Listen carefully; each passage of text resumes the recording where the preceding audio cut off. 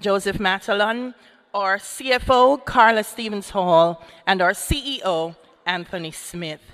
But as we do in all things, one of the most beautiful prayers that I've ever heard is our national anthem. And so I invite you to stand with me for the playing of the national anthem.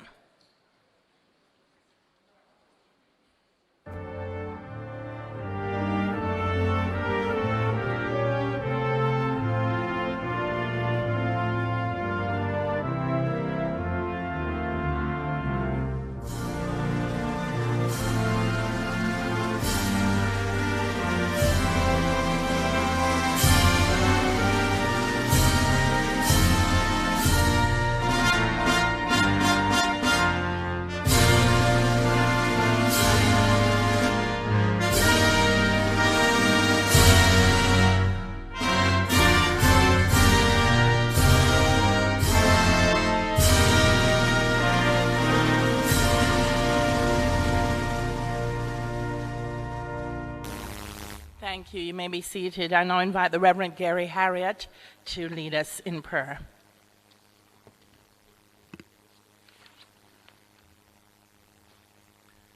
Let us pray. O Sovereign Lord, we gather for this AGM in the midst of a crisis facing our beloved Jamaica. We turn to you, our help in ages past, our help in the present and the years to come. We turn to you for comfort, for strength, and the inspiration we need to enable us to pick up the pieces and to move on. We thank you for those who are already doing so. In a special way, we present to you, O God, those who have been hardest hit by Hurricane Melissa. The people of Manchester, St. Elizabeth, Westmoreland, Hanover, St. James and Trelawney.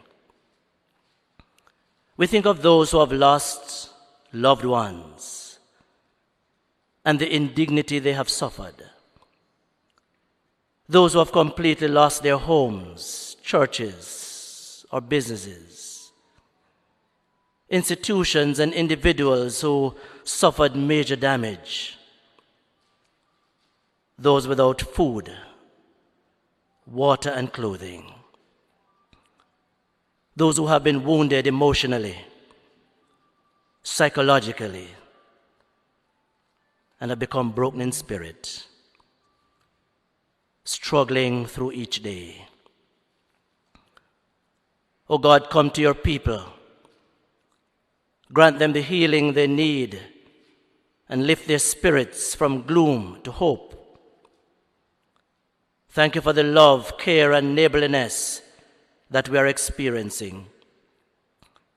The sacrifice of those who have put their personal loss aside in order to provide critical help to others. We thank you for the responses of our government and opposition, civil society organizations, the church, businesses, our people in the diaspora, the international community, who have and are coming to our aid. In a special way, O God, we thank you that as a group, we have been able to bring a sense of hope, providing information, highlighting people's stories, connecting anxious family members, providing humanitarian response. Continue, Lord, to bless the RJRGLEANER group, O God. And now as we attend to the matters before us, bless our gathering, our directors, our executive leadership, managers, and other staff members, our stakeholders, those who spend with us, and those we serve. Thank you for all that we have accomplished, and guide us in the decisions we shall make in support of our future undertaking. We ask this in your precious name, O Lord. Amen.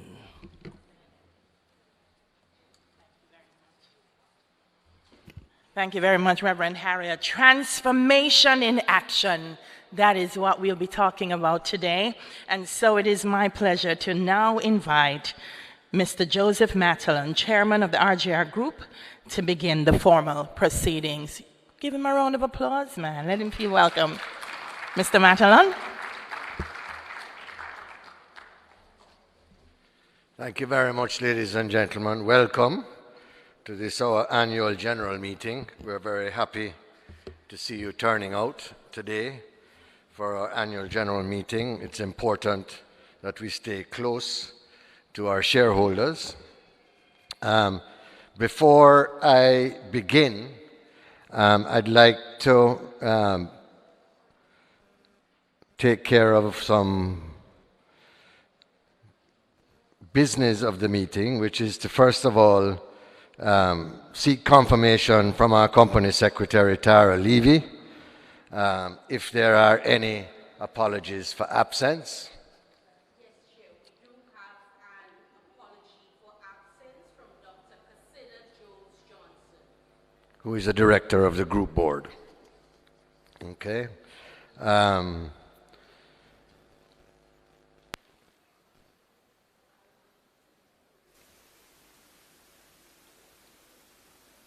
I can also confirm, based upon information provided to me by the company secretary, that persons in the room or by proxy, we have a number of proxies, 17 in total, and those 17 proxies represent 49% of the outstanding shares of the company. So a very significant number. At this stage, I would like to make a few opening remarks. I promise not to be long, because I want to get us looking at the presentations that are to come.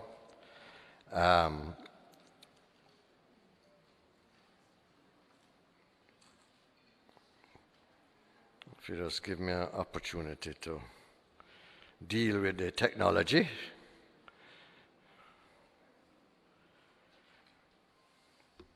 Okay.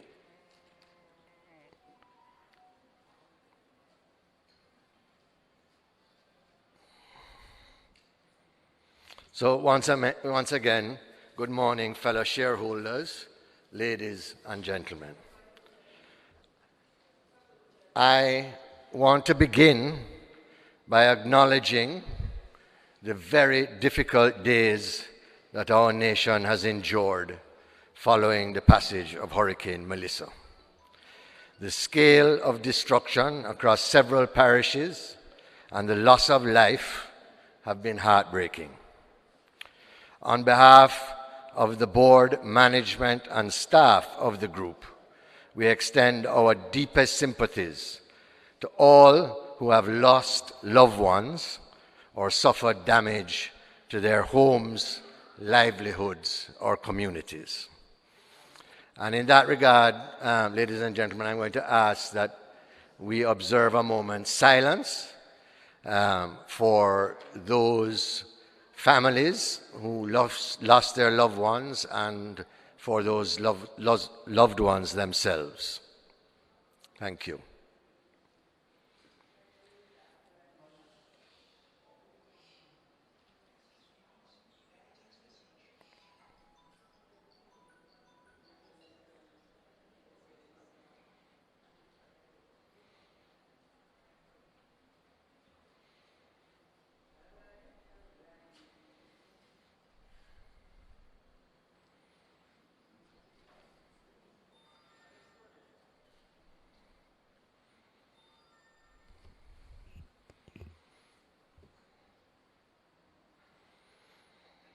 Thank you very much, ladies and gentlemen. In response to the national crisis that is the aftermath of Hurricane Melissa, the RJR Communications Group has recently launched the RG Cares Foundation, our newly established charitable arm dedicated to social impact. You should know that the foundation has already set up a relief fund to assist community-level recovery efforts in the hardest-hit areas. This initiative is an extension of our long tradition of public service, showing that even as we transform our business, our commitment to Jamaica remains unwavering. Ladies and gentlemen, the 24-25 financial year was one of challenge, met by disciplined response. Revenues declined by about 3% year over year, mainly reflecting softness in print and radio, even as television delivered modest growth. The global shift in advertising spending toward digital platforms continues to reshape our industry around the world. We are responding proactively, as you will hear in the management presentations that will follow my remarks. Despite inflationary pressures, operating expenses were held flat through rigorous cost control and efficiency initiatives across the group. We recorded a net loss of over $600 million compared with just over $500 million in the previous financial year, driven largely by non-recurring items including restructuring costs and reduced gains from property valuations. Encouragingly, our normalized EBITDA, that is to say earnings before interest, taxes, depreciation, and amortization, improved year over year by $112 million, demonstrating improved underlying operating performance. In short, while the headline numbers reflect a difficult market, our fundamentals are improving through disciplined management. This year's theme, Transformation in Action, accurately describes the group's journey. We are now well advanced in implementing our target operating model, designed to simplify the organization, improve our agility, and embed accountability. Over 90% of the commercial restructuring has been completed, aligning marketing, sales, and business line leadership under a single unified approach. Our revenue strategy now rests on three clear pillars: reorganizing our commercial operations under lines of business heads for TV, radio, print, and digital. We have been attracting complementary talent to strengthen leadership in sales, marketing, and digital product management. And finally, diversifying revenue streams, particularly through aggressive digital growth. Ladies and gentlemen, you may not readily know that this group now commands the largest digital footprint of any Jamaican media group. With 7.7 million followers and nearly 200 million monthly views across YouTube, Instagram, and our web platforms. Building on that scale, management is targeting digital revenue growth of over 30% per annum going forward. And that will be supported by new premium content, subscription models, and data-driven advertising solutions. At the same time, the next generation TV rollout, our Digital Switchover Project, otherwise known as DSO, I am happy to say now reaches 66% of the Jamaican population, with data casting pilots in progress and new free-to-air channels being developed. I want to particularly underscore, though, that as a group, we have invested more than $1 billion to date in compliance with the national ATSC 3.0 mandate, the particular digital standard to which we are moving. However, from this point, continued progress will require government support to ensure that the most vulnerable one-third of Jamaican households, those typically relying exclusively on free-to-air television, are not left behind. And Tony will speak more of that in his presentation.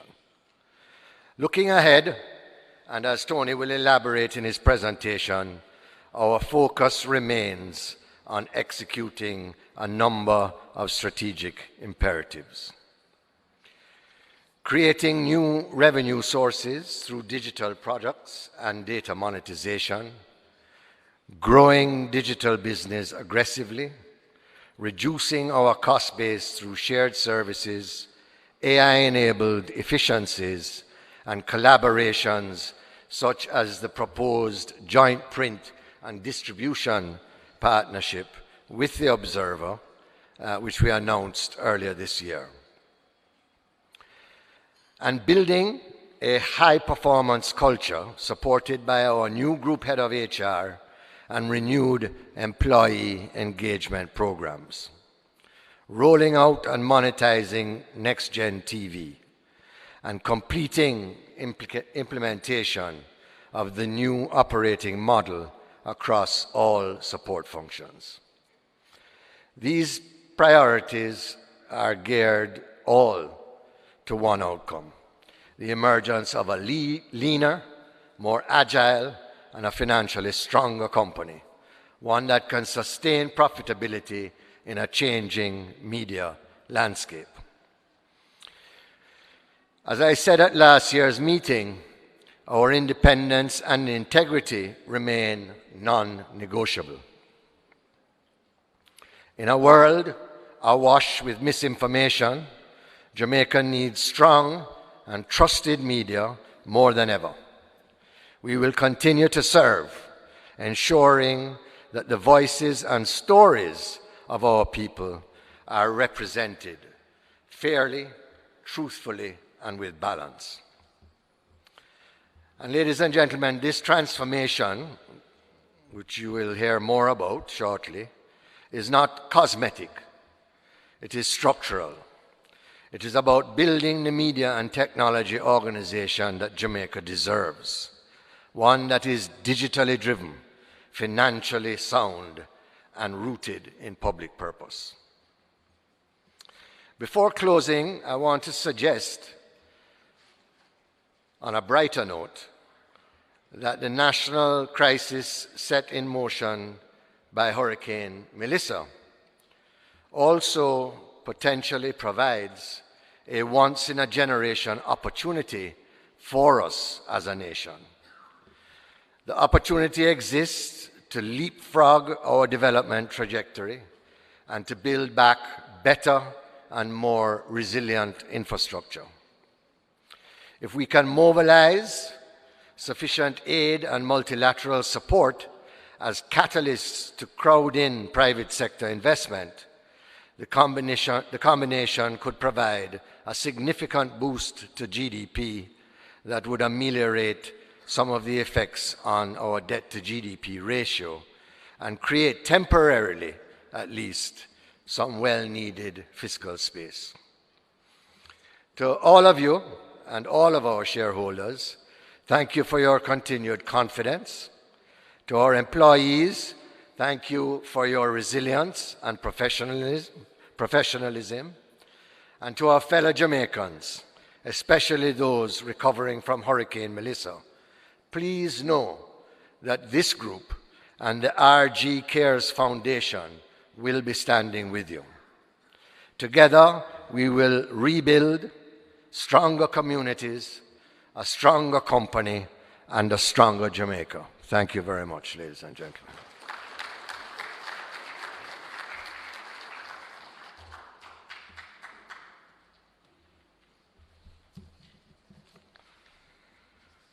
Okay, I'd like to take the opportunity now to also introduce a few folks. And first and foremost,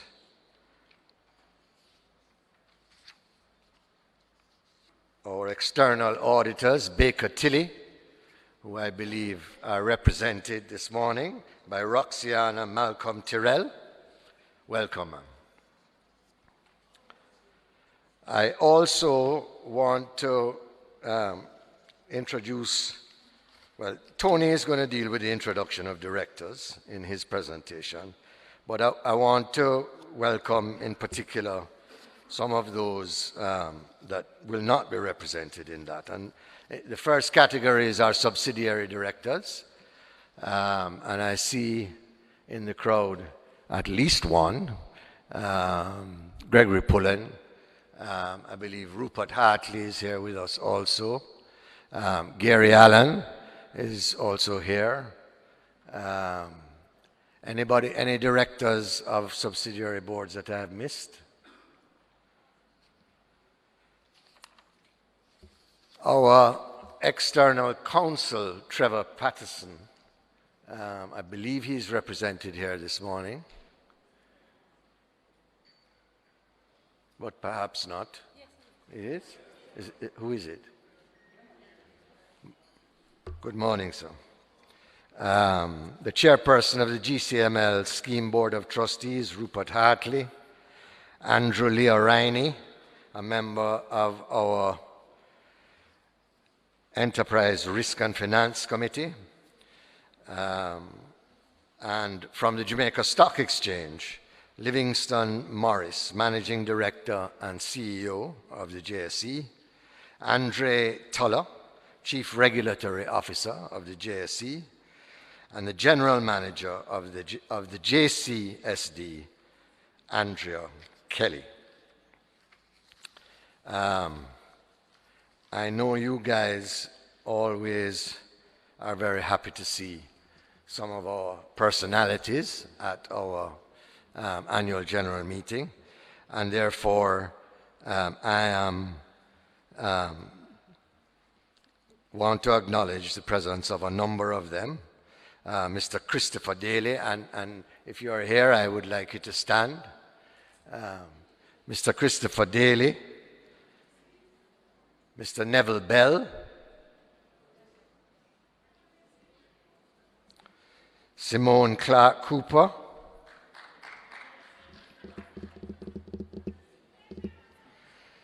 Paula Ann Porter Jones, Derek Wilkes,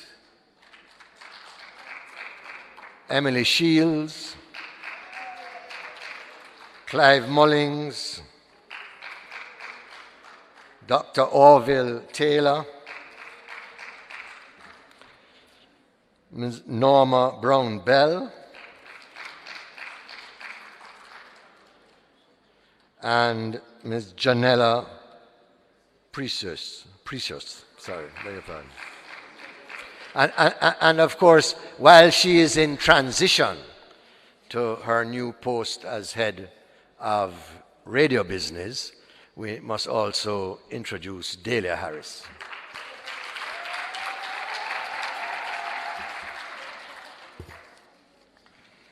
Ladies and gentlemen, I will now call the meeting to order and first ask the company secretary, well actually I'm not going to ask her, I'm going to tell you, that we have 17 proxies which have been submitted to the meeting. Those proxies represent 49% of the outstanding shares of the company.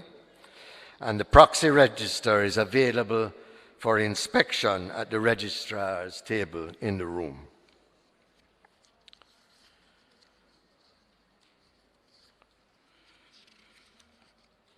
Okay, so that will bring us now to the first order of business, which is the tabling of resolutions. But before I do so, no, I beg your pardon. The first resolution is to receive the accounts for the year ended March 31st, 2025, together with the reports from the directors and auditors thereon. But first, I will ask the representative of Baker Tilly, Mrs. Roxana Malcolm Terrell, to read the report of the auditors. I'm hoping it's going to be the abbreviated version. It's not? Okay, all right.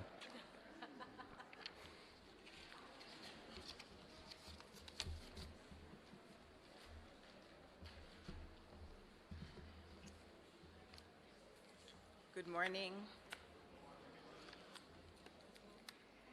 Oh dear. Thank you.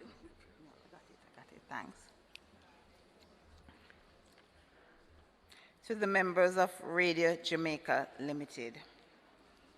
Report on the audit of the consolidated and standalone financial statements.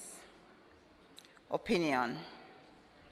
In our opinion, the consolidated financial statements and the standalone financial statements give a true and fair view of the consolidated financial position of Radio Jamaica Limited, the company, and its subsidiary, together the group, and the standalone financial position of the company as at the 31st of March 2025, and of their consolidated and standalone financial performance, and their consolidated and standalone cash flows for the year then ended in accordance with International Financial Reporting Standards, IFRS, and comply with the requirements of the Jamaican Companies Act. What we have audited.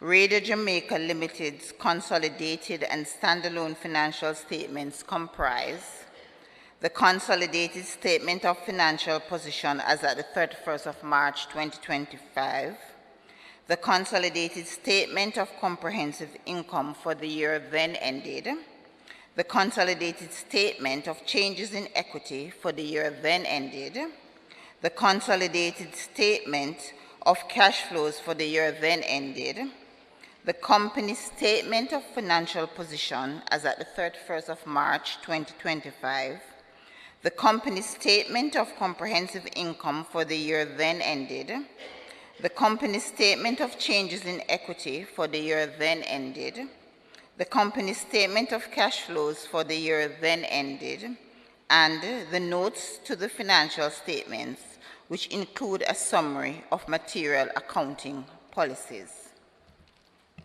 Basis for opinion. We conducted our audit in accordance with International Standards of Auditing, ISAs.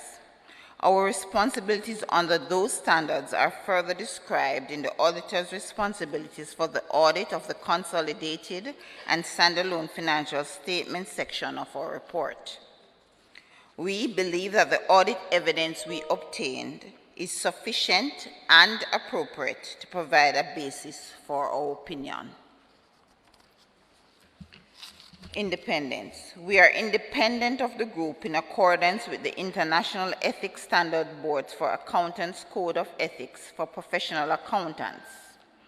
We have fulfilled our other ethical responsibilities in accordance with the ISPA Code.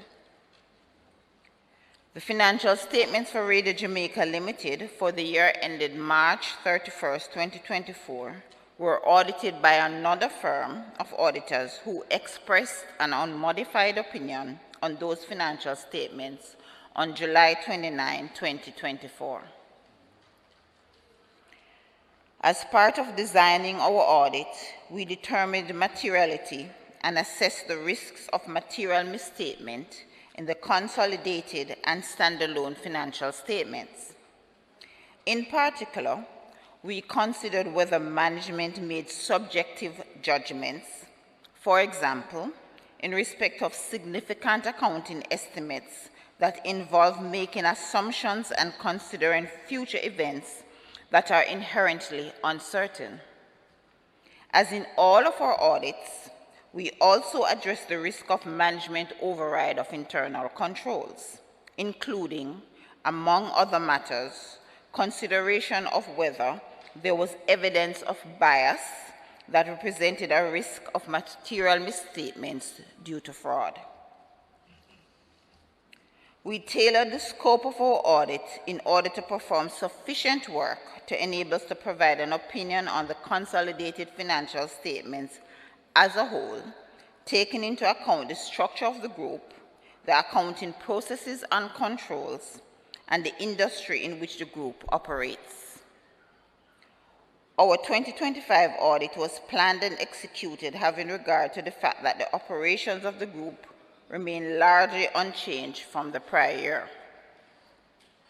The group's businesses are organized into three primary segments, being audiovisual, audio, and print and other operations. The entities that comprise the group maintain their own accounting records. In establishing the overall group audit strategy and plan, we determined the type of work that was needed to be performed at the components by the group engagement team and component auditors. Key audit matters. Key audit matters are those matters that, in our professional judgment, were of most significance in our audit of the financial statement of the current period. These matters were addressed in the context of our audit of the consolidated and standalone financial statement as a whole, and informing our opinion thereon, and we do not provide a separate opinion on these matters. 1. Impairment of goodwill.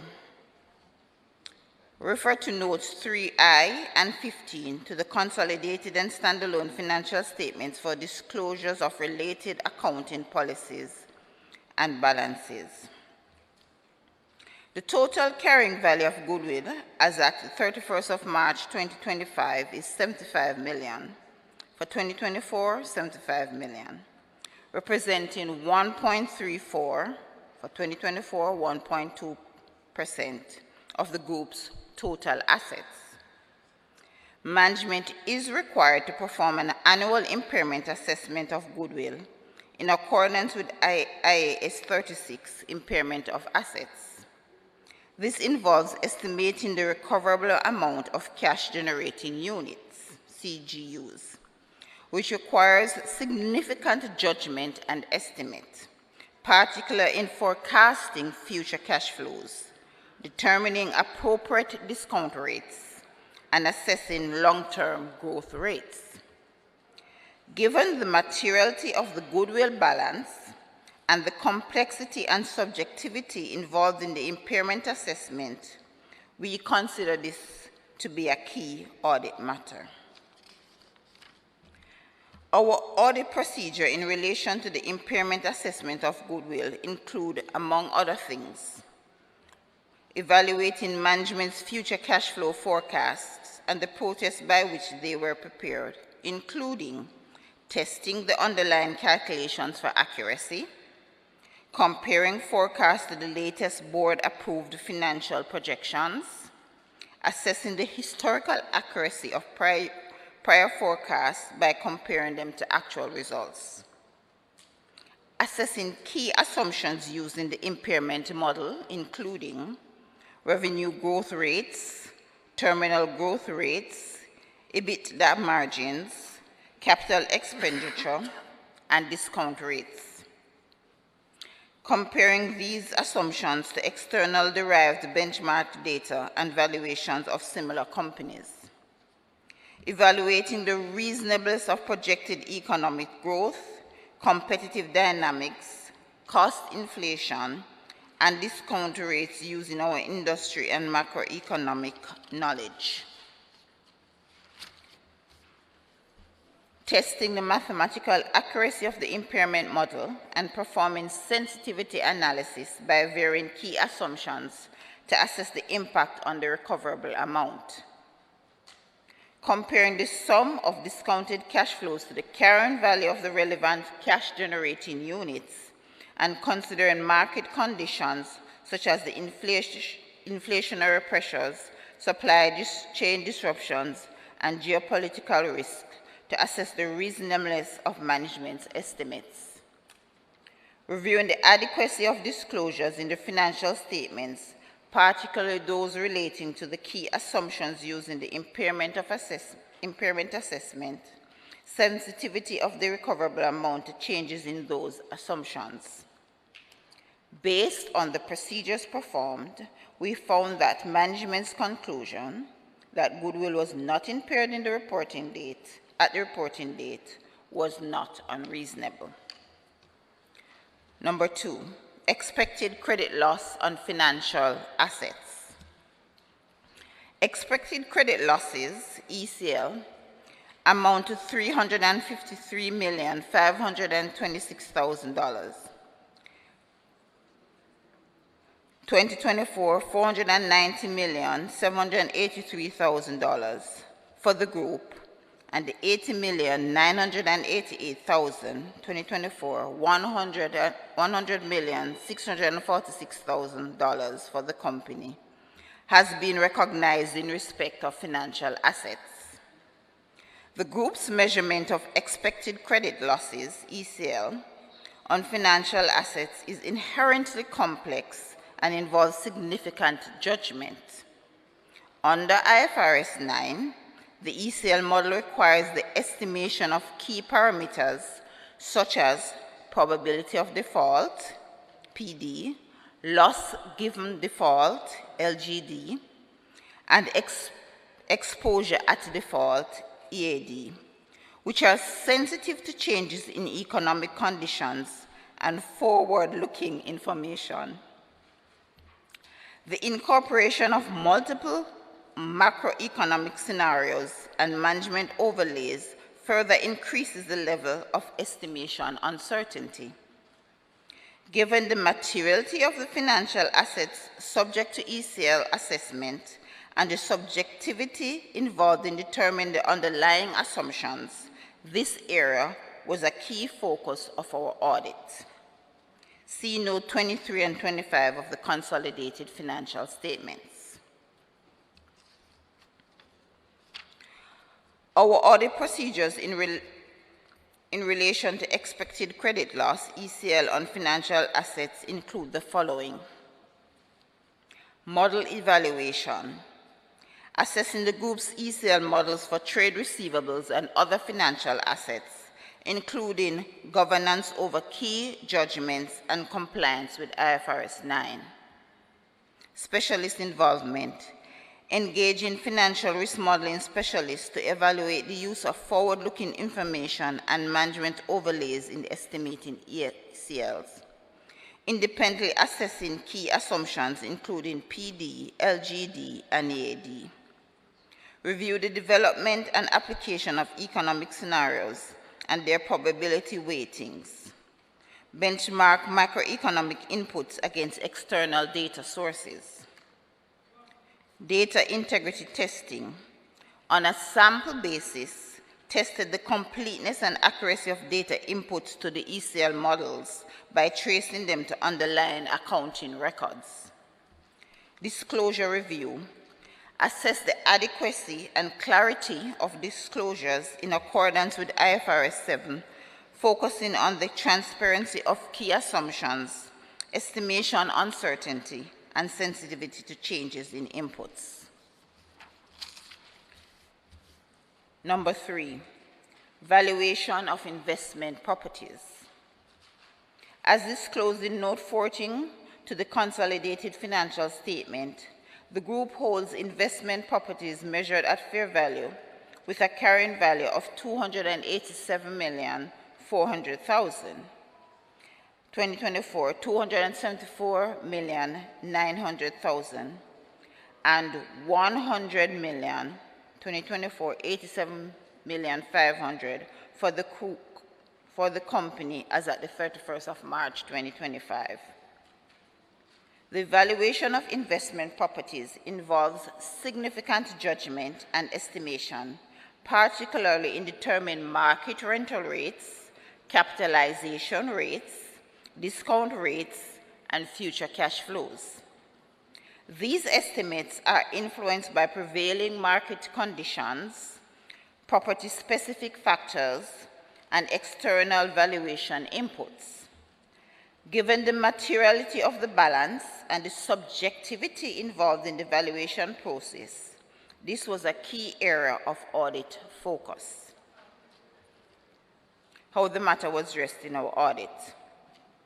Our audit procedure in this area included understanding the valuation process, obtaining an understanding of the group's valuation methodology, including the use of external valuation experts and the governance over key assumptions, assessment of valuation inputs, evaluate the competence, capabilities, and objectivity of the external valuers engaged by the group, assessed the valuation techniques applied and whether they were consistent with IFRS 13, testing key assumptions, assess the reasonableness of key inputs such as market rental rates, capitalization rates, discount rates, and vacancy assumptions by comparing them to market data, recent transactions, and industry benchmarks. Data integrity and reperformance. On a sample basis, test the accuracy of the property data used in the valuations and reperform select calculations to assess mathematical accuracy. Disclosure review.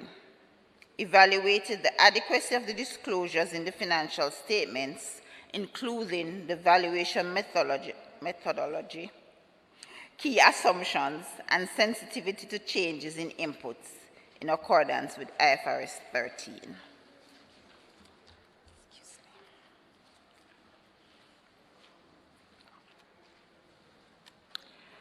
Other information. Management is responsible for other information.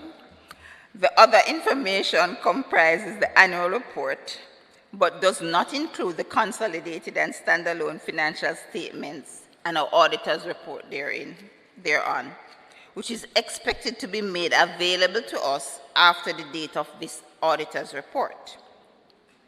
Our opinion on the consolidated and standalone financial statement does not cover the other information, and we do not express any form of assurance conclusion thereon. In connection with our audit of the consolidated and standalone financial statements, our responsibility is to read the other information identified above when it becomes available, and in doing so, consider whether the other information is materially inconsistent with the consolidated and standalone financial statements, or our knowledge obtained in the audit, or otherwise appears to be materially misstated. When we read the annual report, if we conclude that there is a material misstatement therein, we are required to communicate the matter to those charged with governance. Responsibilities of management and those charged with governance for the consolidated and standalone financial statements.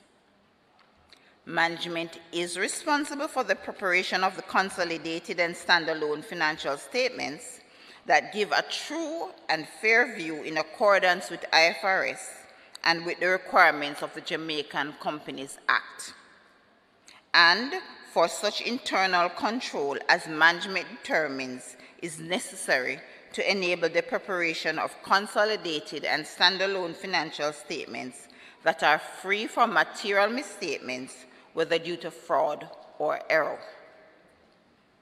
In preparing the consolidated and standalone financial statement, management is responsible for assessing the group's and company's ability to continue as a going concern, disclosing as applicable matters relating to going concern, and using the going concern basis of accounting unless management either intends to liquidate the group or the company or cease operations or has no realistic alternative but to do so. Those charged with governance are responsible for overseeing the group's and the company's financial reporting process. Auditors' responsibilities for the audit of the consolidated and standalone financial statements. Our objectives are to obtain reasonable assurance about whether the consolidated and standalone financial statement as a whole are free from material misstatement, whether due to fraud or error, and to issue an auditor's report that includes our opinion.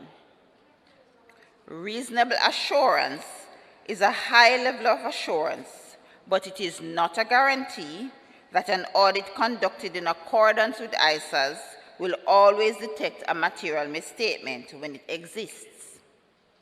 Misstatements can arise from fraud or error and are considered material if, individually or in aggregate, they could reasonably be expected to influence the economic decisions of users taken on the basis of these consolidated and standalone financial statements. As part of an audit in accordance with ISAs, we exercise professional judgment and maintain professional skepticism throughout the audit. We also identify and assess the risks of material restatements of the consolidated and standalone financial statements, whether due to fraud or error, design and perform audit procedures responsive to those risks, and obtain audit evidence that is sufficient and appropriate to provide a basis for our opinion. The risk of not detecting a material misstatement resulting from fraud is higher than one resulting from error, as fraud may involve collusion, forgery, intentional omissions, misrepresentation, or the override of internal controls. Obtain an understanding of internal control relevant to the audit in order to design audit procedures that are appropriate in the circumstances, but not for the purpose of expressing an opinion on the effectiveness of the group's and company's internal control. Evaluate the appropriateness of accounting policies used and the reasonableness of accounting estimates and the related disclosures made by management. Conclude on the appropriateness of management's use of the going concern basis of accounting and, based on the audit evidence obtained, whether a material uncertainty exists relating to events or conditions which may cast doubt on the group's or company's ability to continue as a going concern. If we conclude that a material uncertainty exists, we are required to draw attention in our auditor's report to the relevant disclosures in the consolidated and standalone financial statements, or if such disclosures are inadequate, to modify our opinion. Our conclusions are based on the audit evidence obtained up to the date of our auditor's report. However, future events or conditions may cause the group or company to cease to continue as a going concern. Evaluate the overall presentation, structure, and content of the consolidated and standalone financial statements, including the disclosures, and whether the consolidated and standalone financial statements represent the underlying transactions and events in a manner that achieves fair presentation. Obtain sufficient, appropriate audit evidence regarding the financial information of the entities or business activities within the group to express an opinion on the consolidated and standalone financial statements. We are responsible for the direction, supervision, and performance of the group audit. remain solely responsible for our audit opinion.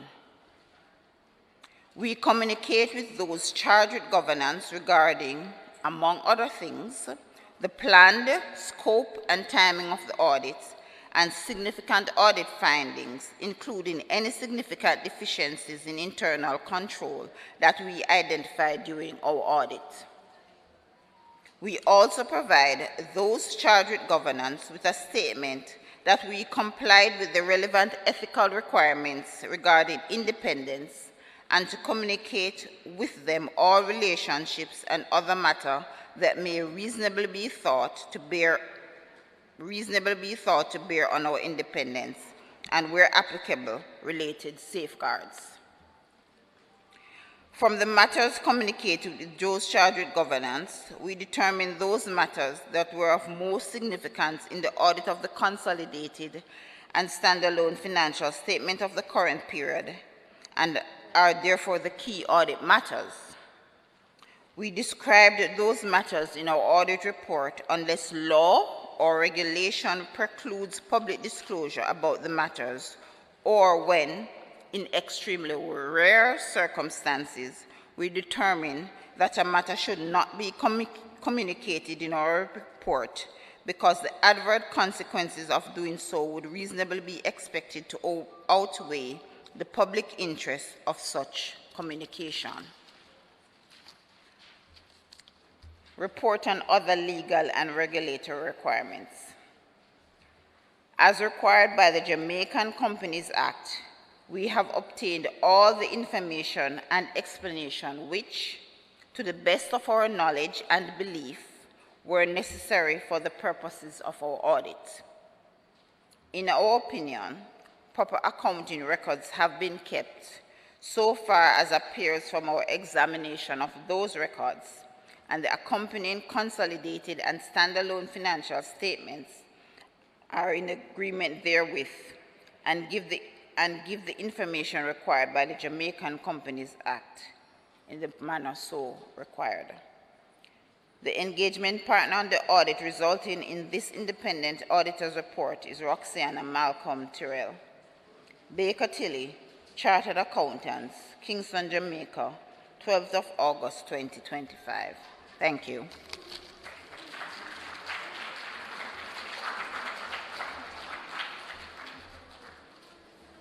Thanks very much, Roxana.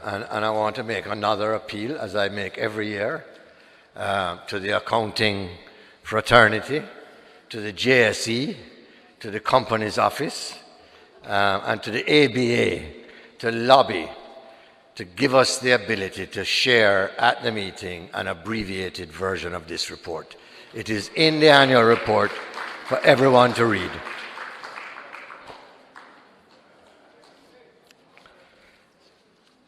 Okay.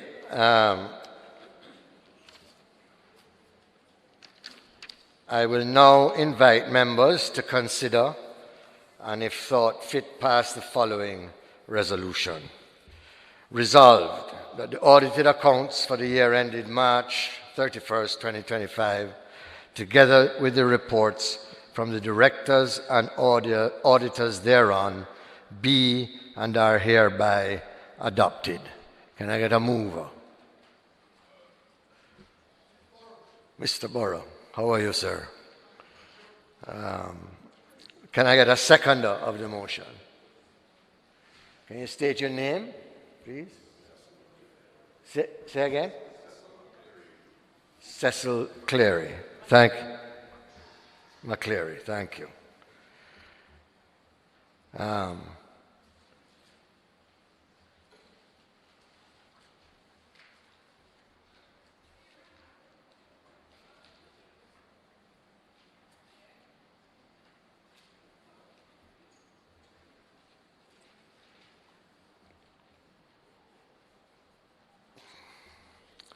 Before asking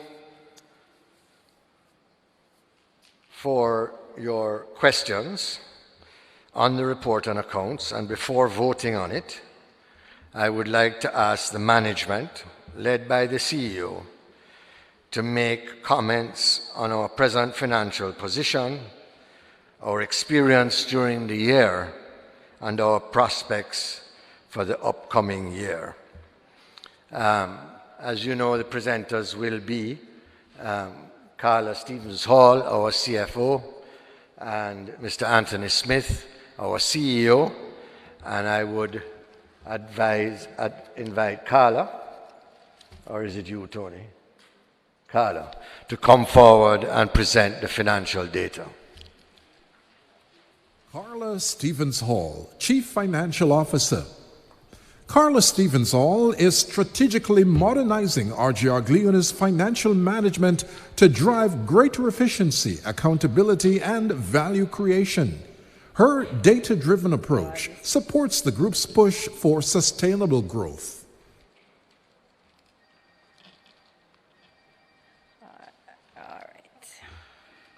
Good morning, everyone. Good morning, shareholders, directors, management, and staff. It is indeed my pleasure to take you through the financial reports for the group and highlights of our financial performance for the year April 2024 to March 2025. The financial statements and the accompanying notes can be found in your AGM report that you have received. The auditor has given her statement on the accounts presented, which were not qualified, and all key matters have been noted and understood. Over the past couple of years, global economies continue to face unprecedented challenges.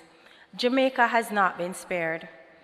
While the BOJ maintained some element of stability, the island's GDP declined by 0.9%, and the country and most industries, including the media and tech industry, have been affected.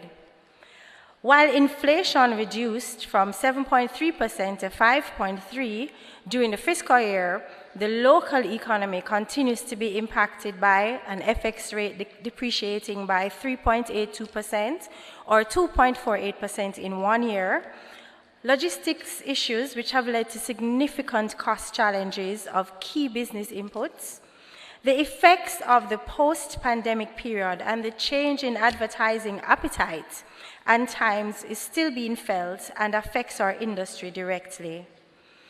Management has, however, remained resilient, agile, and adaptable, and are implementing appropriate measures to manage these issues, and we continue to work towards the transformation of the RJR Group in the local and international media landscape. Our resilience and efforts are reflected in the fact that as at March 31st, 2025, despite a revenue fall-off, costs reduced marginally, and operational ratios have remained stable. At this point, we'll go into a little bit more detail about what has happened in our financial statements. So we start with our profit highlights. The group's pre-tax loss of $664 million represents a further decline of $97 million on the $567 million made in the previous year. I want us to consider that the year before that, as I stood before you at the last AGM, the decline was actually $817 million. So we are improving. The net loss of $666 million represents a decline in profit of $137 million compared to the loss of $529 million, which was made in the prior year. Of course, in the year before, the decline was $779 million. However, while we still have a negative loss, while we have a loss, we do not need to be dismayed. This decline in profitability was in large part due to revenue reduction of $185 million across the business lines. However, we did have a reduction in operating costs by $15 million in comparison to last year, which is showing our stabilizing operating costs. We had some impairment gains of receivables of $137 million recorded in the current period. There were, however, increased finance costs of $33 million, and we've had a reduction in the value of investments and property valuations this year. Other comprehensive income, as you will see on your financial statements, that is the income and expenses that do not pass through the profit or loss of the company. In simple terms, it's a gain or loss that just has not been realized. Our OCI as we call our other comprehensive income, was affected by a negative IFRS 19 adjustment on the wind-up of the defined benefit scheme in Radio Jamaica Limited of 109 million.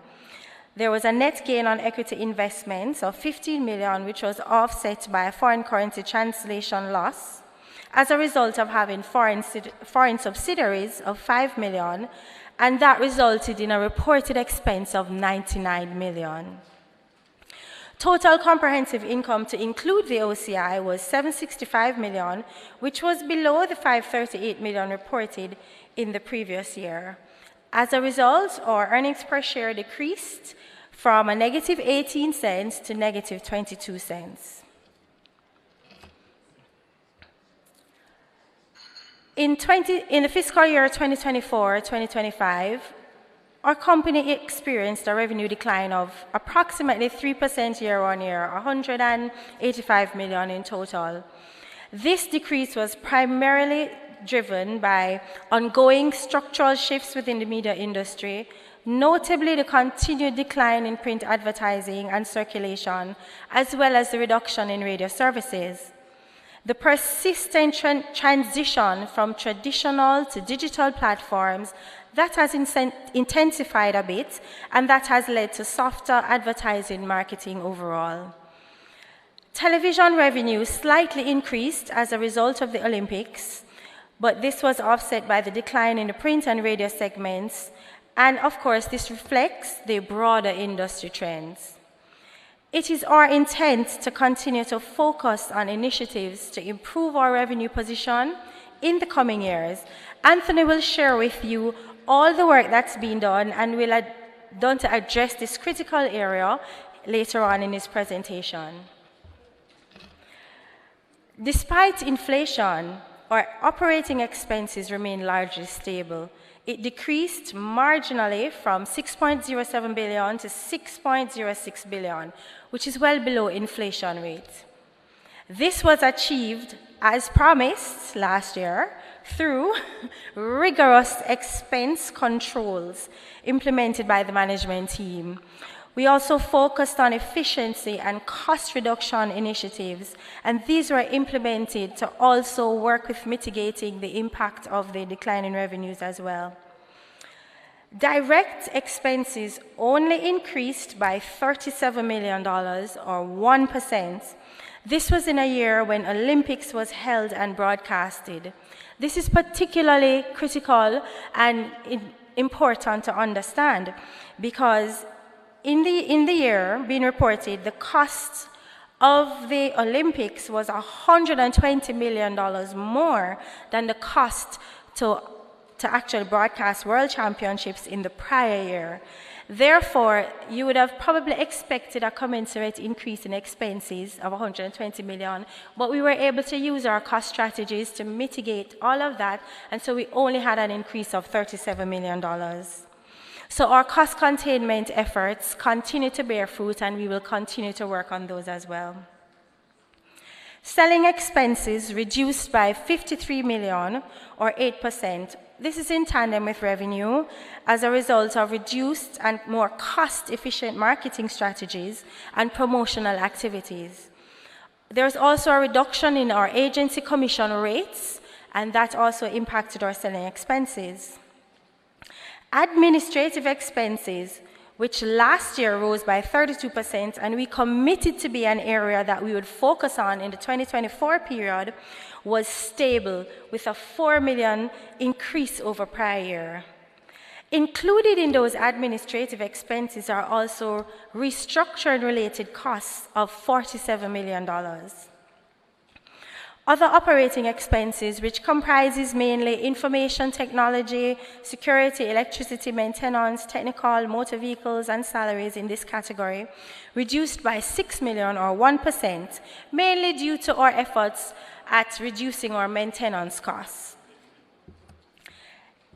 In addition to our operational challenges, our operating costs were further impacted by increased finance costs. Finance costs of 83 million increased by 33 million. These heightened expenses resulted from new financing arrangements entered into during the year to support several strategic initiatives. These will redound to our benefit in the medium term. An impairment reversal of 137 million was also recognized, primarily due to major efforts in collecting outstanding debt, and we were very successful in that. This reversal indicates improved recovery prospects and has positively affected our financial position. Other operating income decreased by 70 million compared to the prior year. The decline was primarily because we had lower investment income. There was a 34 million reduction in investment income due to our encashment of investments undertaken during the year to bolster our cash flow position. These encashments, while necessary for liquidity, would have resulted in lower income from investments compared to the prior period. There was non-recurring legal settlements of approximately $20 million. For property revaluations, the prior figures included revaluations of 61 million that had positively impacted other operating income, but these have not been repeated this year, leading to an overall decrease. In terms of our share of associates, companies and write-offs, we had a one-off which will not recur. We recorded approximately 58 million in write-offs relating to these investments. We do not expect any additional impairments from our investment portfolio going forward.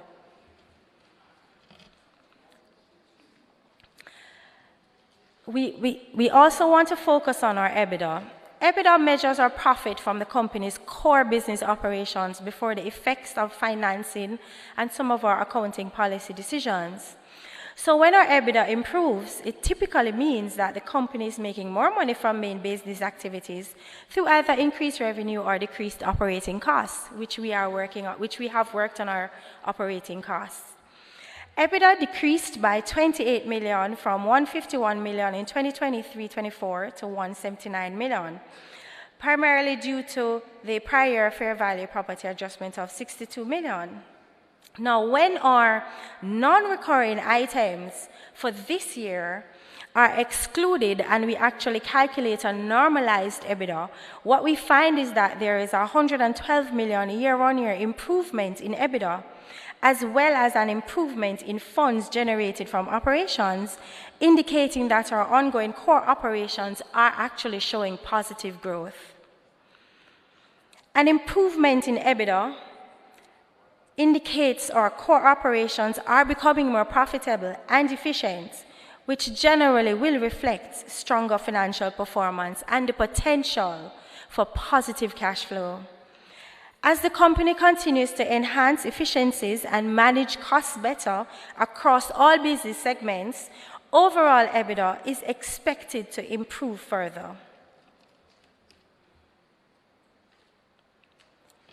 In March 2025, our balance sheet and financial ratios reflected key operational dynamics. The current ratio and liquidity ratio decreased slightly, signaling tighter but effective management of assets to meet our short-term obligations. The balance sheet shows a noteworthy reduction of current assets to the tune of 372 million, which is directly attributable to a reduction in trade receivables as well as a minimal encashment of investments. The significant reduction in days sales outstanding from 47 to 32 days suggests improved cash flow through better collection processes. Current liabilities notably reduced as well by 113 million below the prior period ending balance. This correlates to the decrease in days payable outstanding, which fell from 74 days to 57 days, which highlights our enhanced cash management and strong vendor relationships. Vendor settlements periods reduced drastically, reinforcing our commitment to maintaining financial agility and supporting our sustainable growth. The debt-to-equity ratio increased to 0.65 from 0.55, indicating a higher reliance on debt, which we are managing strategically to leverage our growth opportunities.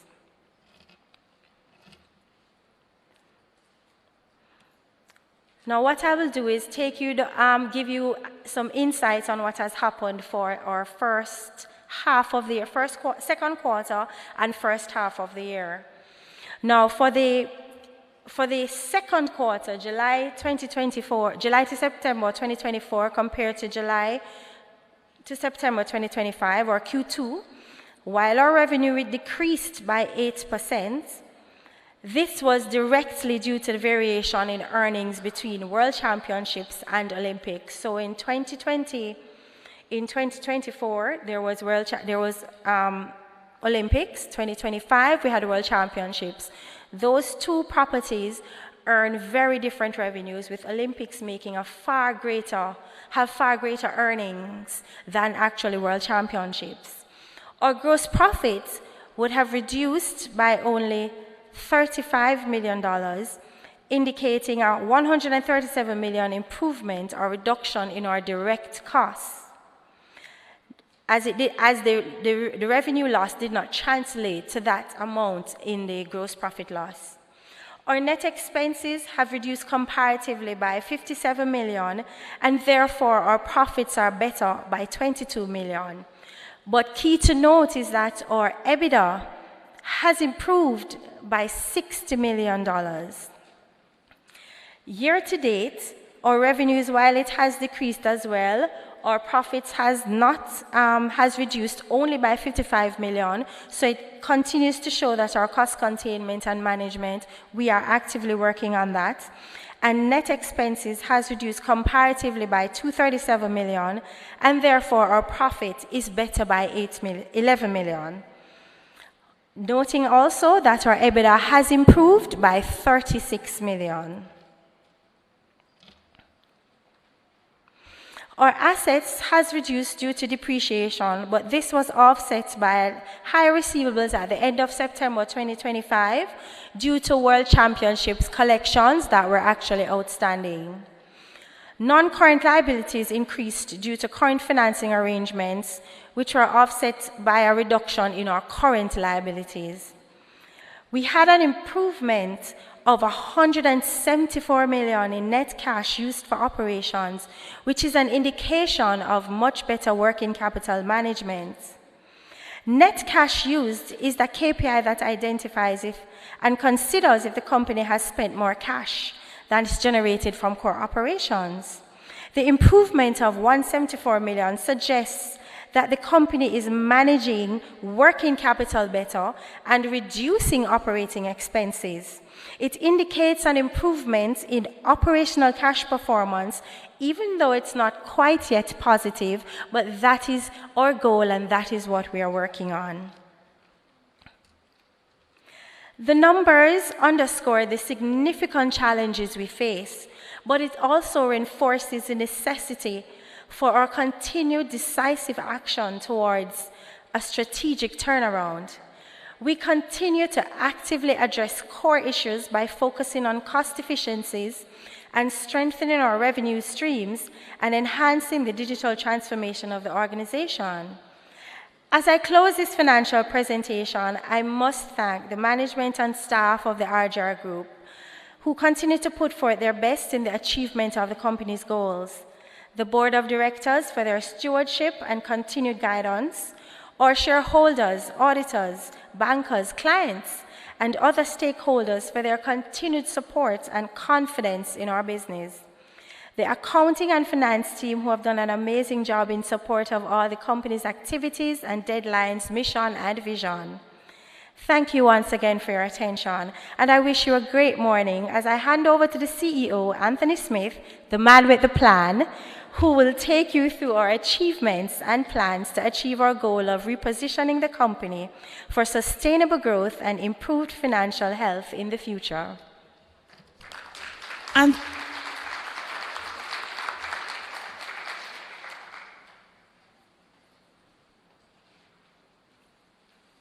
Anthony Smith, Chief Executive Officer. As CEO, Anthony Smith is at the helm of RJRGLEANER's transformation, guiding its strategic realignment towards digital growth and operational excellence.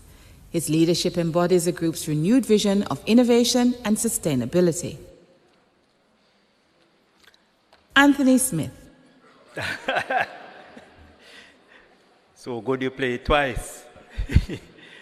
Morning, everybody. I have to check if it's still morning. All right, before I begin my presentation, I'm first going to video introduce the senior management team. And they're sitting in the second row and some third row.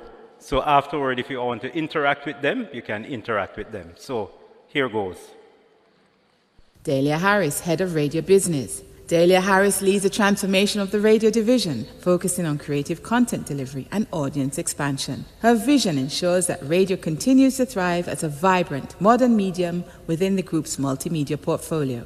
Ransford Ricketts, Head of TV Business. Ransford Ricketts oversees the operations and strategic development of the TV business, aligning programming and production with evolving viewer expectations. Milton Walker, Deputy General Manager, News, Sports and Current Affairs Broadcast. A seasoned journalist and newsroom reader, Milton Walker steers the group's broadcast news operations with a focus on credibility, balance and relevance. Trevor Johnson, Deputy General Manager, TV Services. Trevor Johnson plays a pivotal role in redefining television operations to meet changing audiences' demands. His focus on creative content delivery and platform modernization supports the group's digital expansion.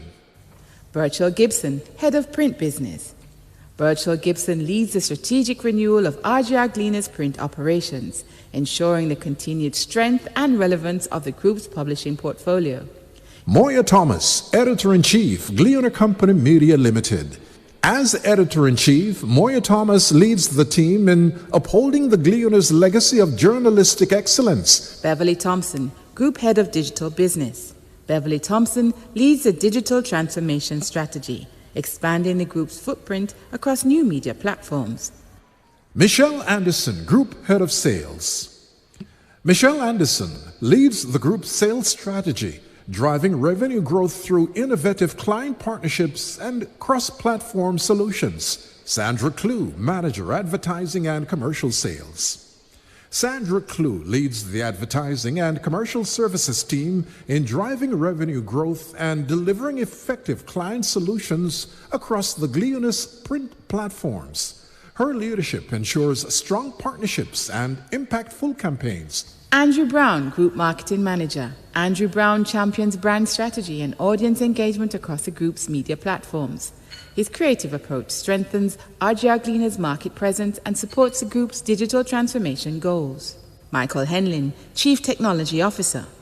As CTO, Michael Henlin drives the technological backbone of RJRGLEANER's modernization, steering digital infrastructure upgrades and innovation. Alison Simpson, Group Human Resource Manager. Alison Simpson champions the people dimension of RJRGLEANER's transformation by cultivating a culture of adaptability, collaboration, and growth. Shawnee Fitt, Head of Business Transformation. Shawnee's all leading the charge for speed and agility. Shawnee Fitt is reshaping how key projects and processes are executed to modernize the group and sustain long-term impact. Gary Allen, Group Senior Executive, Corporate and External Affairs. A strategic leader with a deep understanding of media and communications, Gary Allen is helping to shape RJRGLEANER's transformation through enhanced stakeholder engagement and corporate alignment. His vision anchors the group's reputation as a trusted, modern multimedia powerhouse. And Gary didn't stand because Gary says everybody knows Gary. Right. I'd also just want to use this opportunity, although we don't have a video presentation, but just to introduce members of the group board who are here. And I'll start with Dr. David McBean. They're in the front row. So if you want to interact with them, you can interact with them. So David McBean, Dr. David McBean, let me be precise. Lisa Johnson, Mina Israel, and you can applaud, it's okay. Mina Israel, Sharon Roper, Elizabeth Ann Jones, Douglas Orain, Peter Melhedo, and Mervyn Eyre.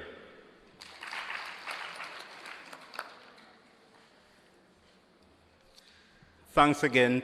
So these are the persons that's leading the transformation, and want you to be able to make connections between the faces and the names as you'll see them.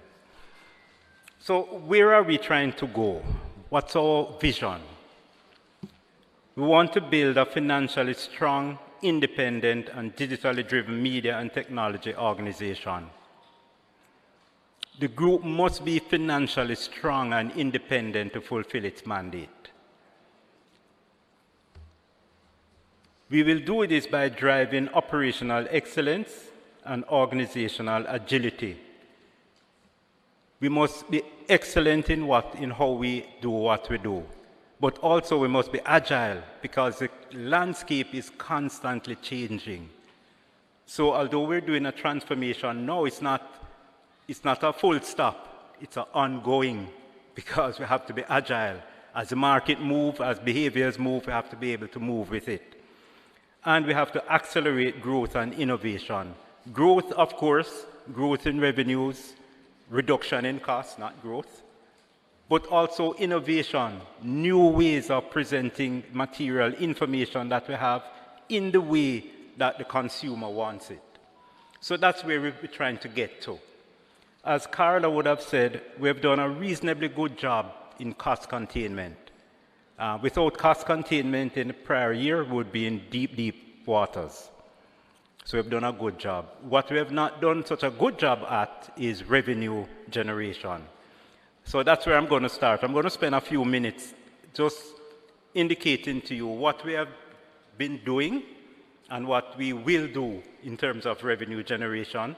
And then I'll give an update on the other 5 strategic initiatives. Well, I would have said what's said in here. So our revenue generation strategy rests on 3 pillars. Reorganize our commercial operations, get complementary talent in as needed, as well as diversify our revenue streams, and in particular, to grow digital. So in terms of reorganizing our commercial operations, we have transformed our commercial operations along 3 lines. One is putting in line of business heads for print, TV, radio, and digital. And you would have been introduced to those persons prior. And their focus is on profitability. And let me give you a little bit of context.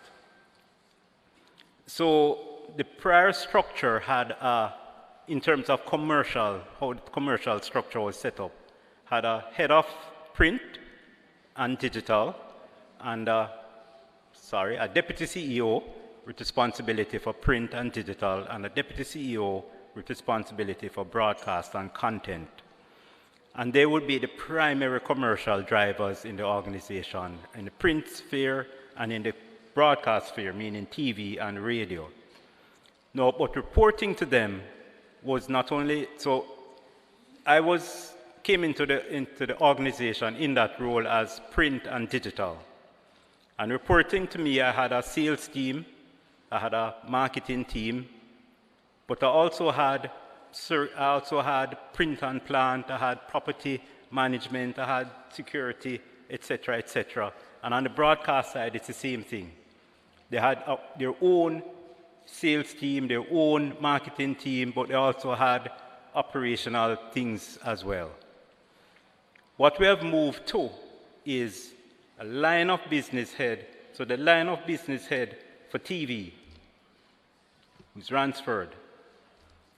Ransford's sole purpose in life, well, as far as the RJRGLEANER communication group is, his sole purpose in life is to make the TV business as profitable as possible. That's it. You don't have of course, he'll have to interact with the operational people and so on. But his focus is make TV profitable. Burchell, make print profitable. Dahlia, make radio profitable. Bev, make digital profitable. You don't have to go anywhere else. If the business is falling off in print, I go straight to Burchell. Full stop. Now, they're supported in the second point there by a unified marketing and sales team, meaning rather than have a sales team for print and a sales team for marketing, we have one combined sales team and one combined marketing team. That means that the overall marketing strategy is supported. There's an overall marketing strategy, and Burchell can go to the marketing team for his specific needs for print. But that is aligned with an overall marketing strategy. Same for TV, same for etc. And similarly for sales, there's an overall sales strategy. Because let's face it, the top 30 or top 50 biggest customers in Jamaica is the same. So if you have different sales teams going to these same 30 or 50 people, not in a coordinated way, that's not going to achieve the best results. So we have organized a team around line of business heads and supporting them, group marketing, group sales. So you'll have mentioned Andrew Brown as group marketing and Michelle Anderson as group sales. And then improving our content strategy to better monetize the content that we already have. I'll discuss that a little bit more. So that's one part of transforming the revenue generating or commercial operations of a business. The second part is to bring in complementary talent. So where we see that we have gaps or areas need strengthening, then we have brought in the talent as well. And I've listed here a few of the persons that have been brought in within this year, including the head of TV business, head of print business. So head of print business, Burchell, has been around but new in the role. Similarly with Dahlia, new in the role. Group head of marketing, group head of sales. A content monetization unit has been created, and that's on the digital side. We have a new digital media unit, and increasingly we have sales, especially training of the sales persons, but especially in digital. So that's the second plank, and then the third plank is to diversify our revenue streams. Now, the RJRGLEANER Communications Group already has the largest digital footprint of any media entity in Jamaica. Let me say that again. The RJRGLEANER, yes, thank you, Communication has the largest digital footprint of any media entity in Jamaica. And I'll show you some numbers in the next couple slides. We intend to continue to grow digital revenue by more than 30% per year for the next 3 years, as we have been saying. And we are leveraging our audience data to deliver a more targeted solution for our advertisers. So let me just share some numbers with you. We have almost 8 million followers and subscribers on our digital platforms. And we have 196 million views each month. 196 million views each month between our YouTube and our websites. On YouTube, we have 1.6 million subscribers across the Gleaner, Star, and TV. 1.6 million subscribers, and that is just on YouTube. And so we've included here, media choice for the national elections. A lot of the elections was streamed on YouTube, meaning the debates, the rallies, you name it. We streamed it on YouTube. Over 4.7 million unique views, and we increased subscribers by over 70%. Realize that by saying we had, just during the election period, we had 4.7 million unique views. That's almost twice the population of Jamaica.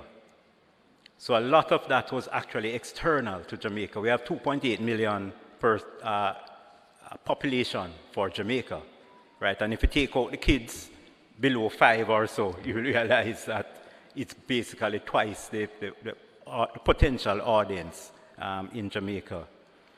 Between Instagram, Facebook, TikTok, and X, we have over 5 million followers.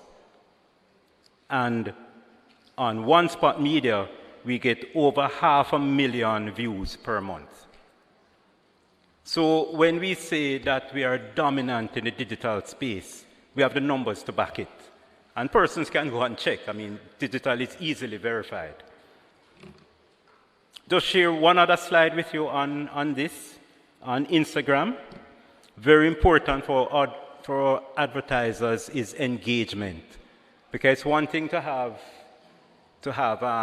subscribers, but if they're not engaging with your content, then that's not good. On Instagram, we have 2.9 million engagements per month.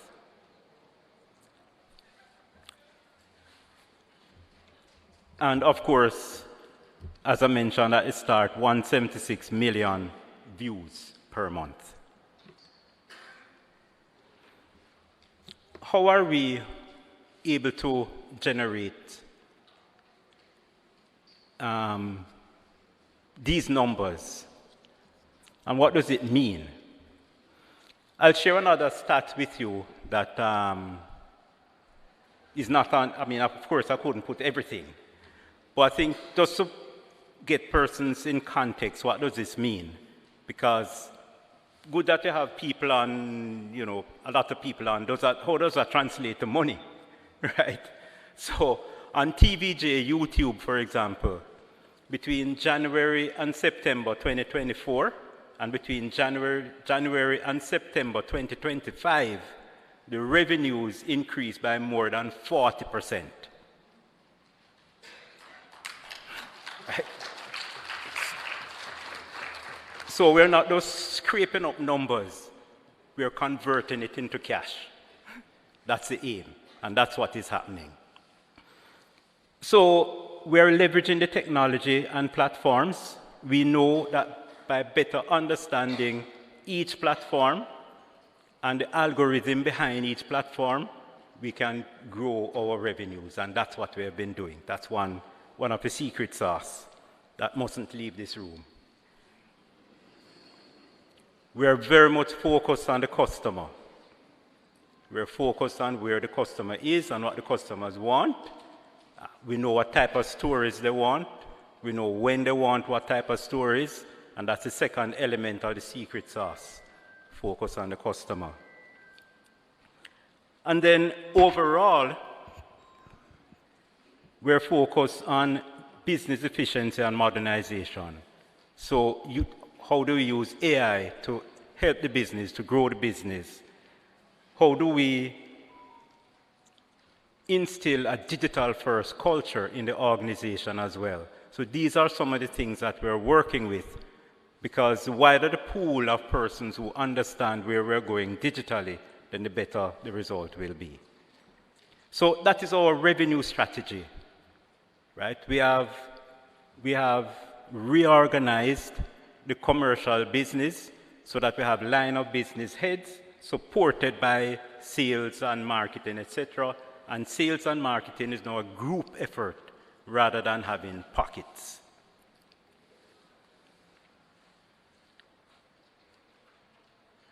Of course, our dominance spans both digital and traditional. So we're not giving up the traditional dominance that we have. So we know TVJ has more than 82% of viewers. The Star and Gleaner websites have more than 8 million views per month. One of the top 3 sites in Jamaica. And if you combine the 2 of them, they're probably be number 1 combined. Radio Jamaica 94 FM, we know is number 2 in listenership, but suspect that it's number 1 in terms of revenue. And One Spot Media, as I've mentioned, very significantly, more than 563,000 views, more than half a million views per month.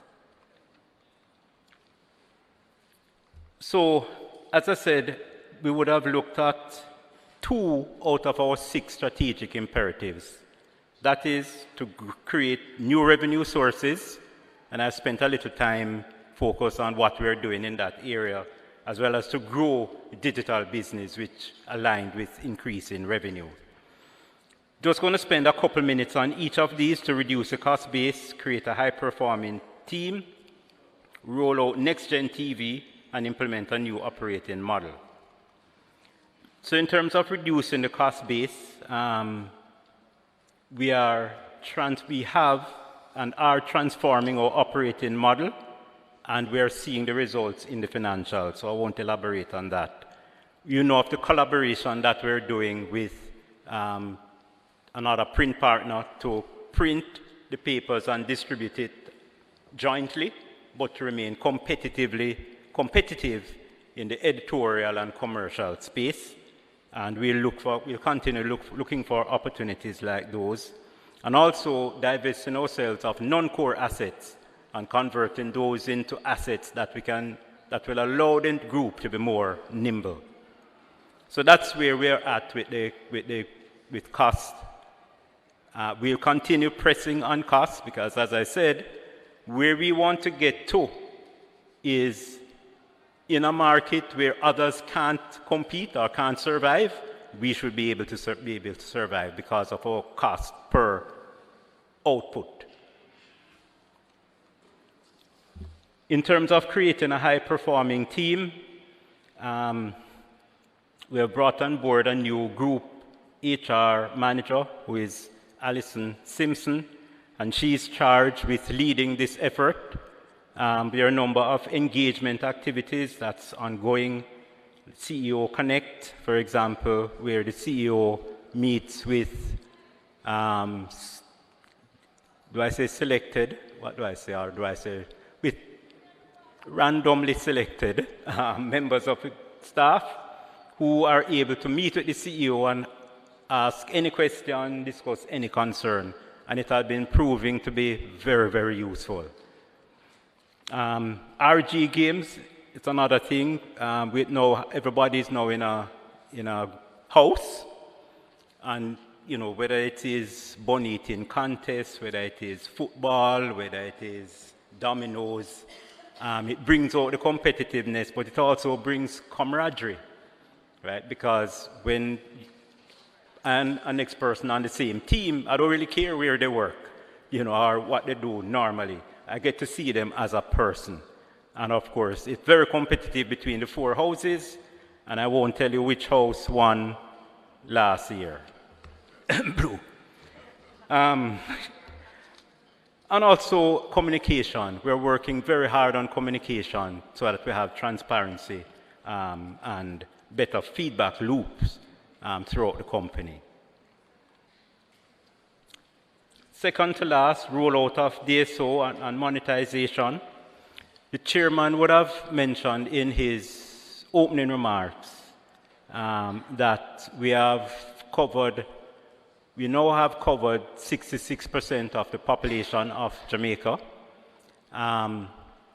But, if we are to be blunt, not much progress has been made in terms of further getting digital TV into the market.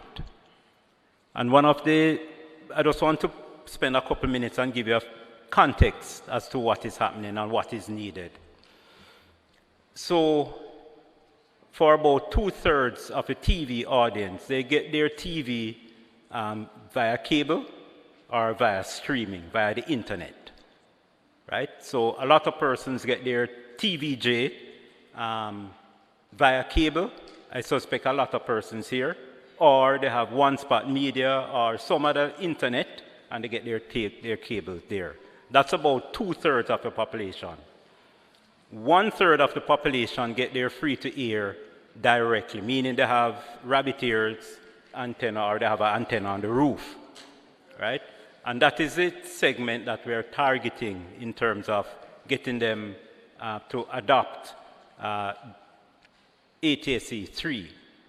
For them to do that, they have to have what they call a set-top box that converts the ATSC 3 signal to something that the TV can use. That box costs roughly $100, right? It's about $16,000. Now, what you'll realize is that while for some, $16,000 is not a lot of money, but for that demographic whose sole, means of getting TV, is rabbit ears or antenna, that can present a challenge, right? And if they have to buy a set-top box and possibly buy an antenna as well as cable to fit it all together, that can be a challenge. So this is where the government comes in most instances. So in most instances of a TV switchover, government is involved to support that most vulnerable, that 1/3, which is the most vulnerable segment of the market, right? So we have done government mandated free-to-air operations in Jamaica, they mandated the standard, which is ATSC 3, and we have complied. The RJRGLEANER Communications Group has put in more than $1 billion investment in digital TV. But without government support to get that last mile, especially those vulnerable customers, it's going to be slow implementation. So we're in active dialogue with the government and our regulators as well. Gary is actually leading that charge. And we'll continue to lobby the government for support in this area. Right? And of course, if you can join your voices to our lobby, that would be great as well. Bearing in mind that we're trying to protect that vulnerable 1/3 of the population. And of course, the final strategic imperative is that of implementing a new operating model, looking at how we do what we do. And as I would have indicated, in terms of the commercial structure, that's about 90% complete. And in terms of the other areas, property management, fleet, HR, finance, etc., we are about 60% complete. But we are not only about business, we also care about what's happening to our neighbors. In July of this year, was it July? It was incorporated, May of this year, right. RJRGLEANER Cares was incorporated as a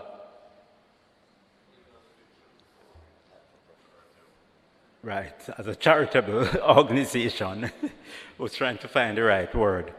I'm just going to share, I think it's a 2-minute video of what they have been doing since Melissa struck. Let me see. Nope, hold on. Nope. This is the RG Cares Foundation, the charitable arm of Radio Jamaica's parent company. They are on a mission to bring relief to those most affected by Hurricane Melissa. In partnership with a number of entities, RG Cares turned these relief zones into hubs of communication where residents could recharge, log on, and simply call loved ones to say, "I'm okay." In the aftermath of a hurricane, connection is power. A working phone means safety. A message means peace of mind. For days, many here were cut off from relatives both locally and abroad. So these stations, simple as they look, became lifelines. It's a sound of relief, not just from the hum of a charging cable, but from knowing someone still cares. The relief effort is a work of many hands, powered by partnerships and purpose. You can help the RG Cares Foundation impact the lives of our brothers and sisters by dropping off items such as canned goods, dry food, water and hygiene products at Webster Memorial Church Hall, Hope United, Meadowbrook United and Portmore United.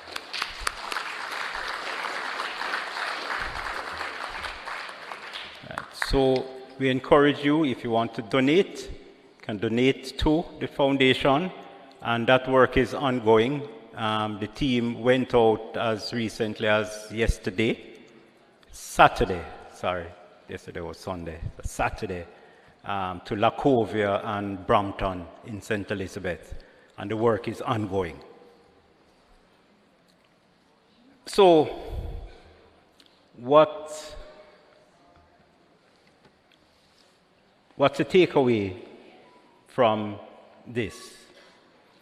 Despite challenges, we are executing with discipline. We are making the tough decisions now, and we are building a foundation for renewed growth and stronger margins in the future.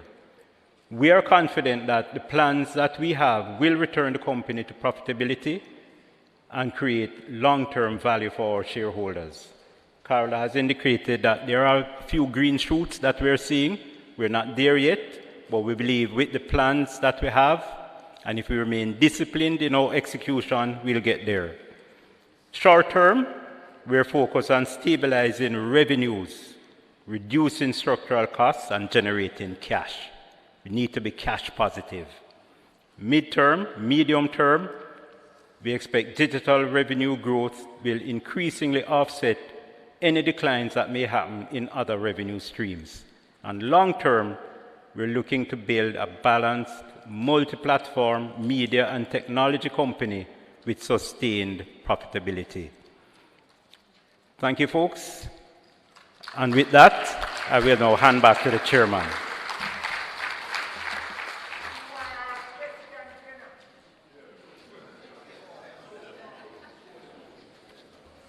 Those are coming up, my dear. Those are coming up.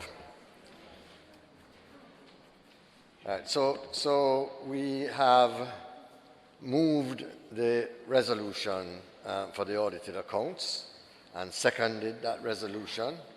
Before we vote on that resolution, we're going to now take questions both in the room and also our audiences online. And I would ask those who are going to be asking questions to go to one of the microphones, to state their name, and then ask their question. One, my name is Trevor Gale. First thing, I want to big up RJR for 75 years. I am 81, and the first time I ever listened to radio, or when Radio Fusion come into existence, we couldn't buy and we never have. Two, TVJ is doing a good job. No politician or no church leader come capture it, because you have earned the trust of the people. And three, Jesse Blake, I don't know him, I never seen him yet, but he's a good virgin that went end up on radio. And Miss Lady here with there, so. The healer. She a from a girl because she used to be part of my team Portmore, and she was on the 25th of September, which I'll never forget in my life, when she was doing our thing for us. And two, Me want TVJ stop the American cheap something. We want develop the she and we want Louis Bennett and them type of black girl up on TVJ. We don't want no American riffraff. So I'm begging you, do that for us. And remember, when son a Christian, we more one people upon the earth of the earth. I don't know talk down about where we going to Palestine. Thank you, sir. Thank you, sir. For the next question, I'm hopeful that apart from providing comments, which is perfectly legitimate, you will also have a question to ask. Here, I have $1,000, but I not give more than 500 with TVJ do because I was proud of it. To see TVJ give something. So I got go to 500 out of my $1,000. Thank you, sir. Thank you. Reverend Dick. Good afternoon, morning, good morning. I'm Devon. I hope I don't have to give my age. I'll just have three things. May I suggest perhaps that graphs could be helpful, perhaps over a 4-year period to pick up what is the trend that is happening in terms of and a consistency of analysis. Well, some things I didn't understand, and because this is not my field, I heard about Olympics costing like 120 million more than World Championship. Yeah, but I didn't understand what is that cost. Is that like television rights that cost more? And rights and production, Devon. Right, and then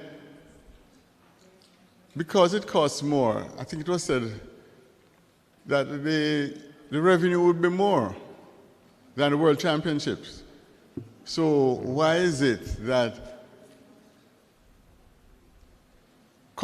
is there a comparison to previous years why it was a negative this time around? It's simply because in 1 year, in 23-24, we had the World Championships, and then last year, 24-25, we had only the Olympics. Yeah.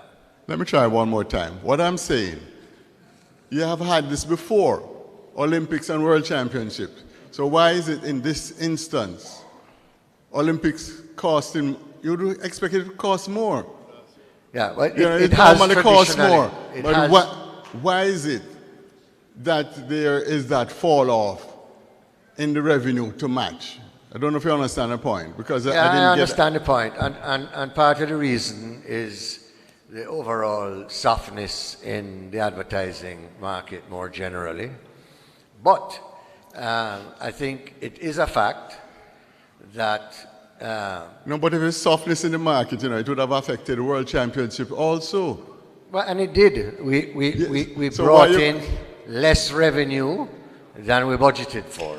Yeah, but you are comparing Olympics to World Championship and giving it as a rational. Only as to cost, Devon. All right. Let me give the last one then, because I'm not understanding the addition. Perhaps there's a slide. Sorry, sir. There's a slide. Sorry, before you go on, can the CFO attempt to give you a clearer answer? Right.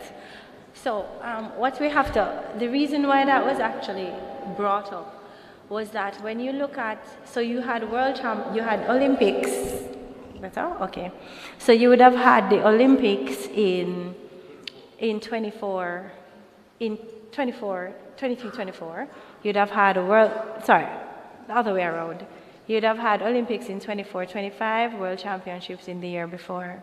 So we're not actually disputing that there was actually a revenue fall off. But what we're actually saying is that if you compare the direct cost of carrying both of those properties. Olympics is going to cost a lot more. It did cost a lot more. It in fact cost 120 million more than the World Championships. So you would have actually expected, we accept that the revenue was a little less. And of course, World Championships is also going to garner less revenues. So we accept that, but what we're saying is that when you look at the expenses, you would have expected that in the year when you have Olympics, your expenses would rise a lot in comparison to the prior year, because the cost to carry Olympics is way more than the cost to carry World Championships. And so when you look at it in that perspective, that was the perspective that we were trying to show. I'm giving up because I understand that part of it, but nobody seems to understand what I'm saying. This is the final one. The comment I'll make has to do with a slide, because I'm not doing the addition right.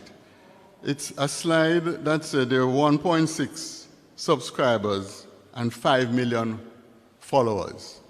And then when you see the slide, it said that the total is 7.7 followers and subscribers.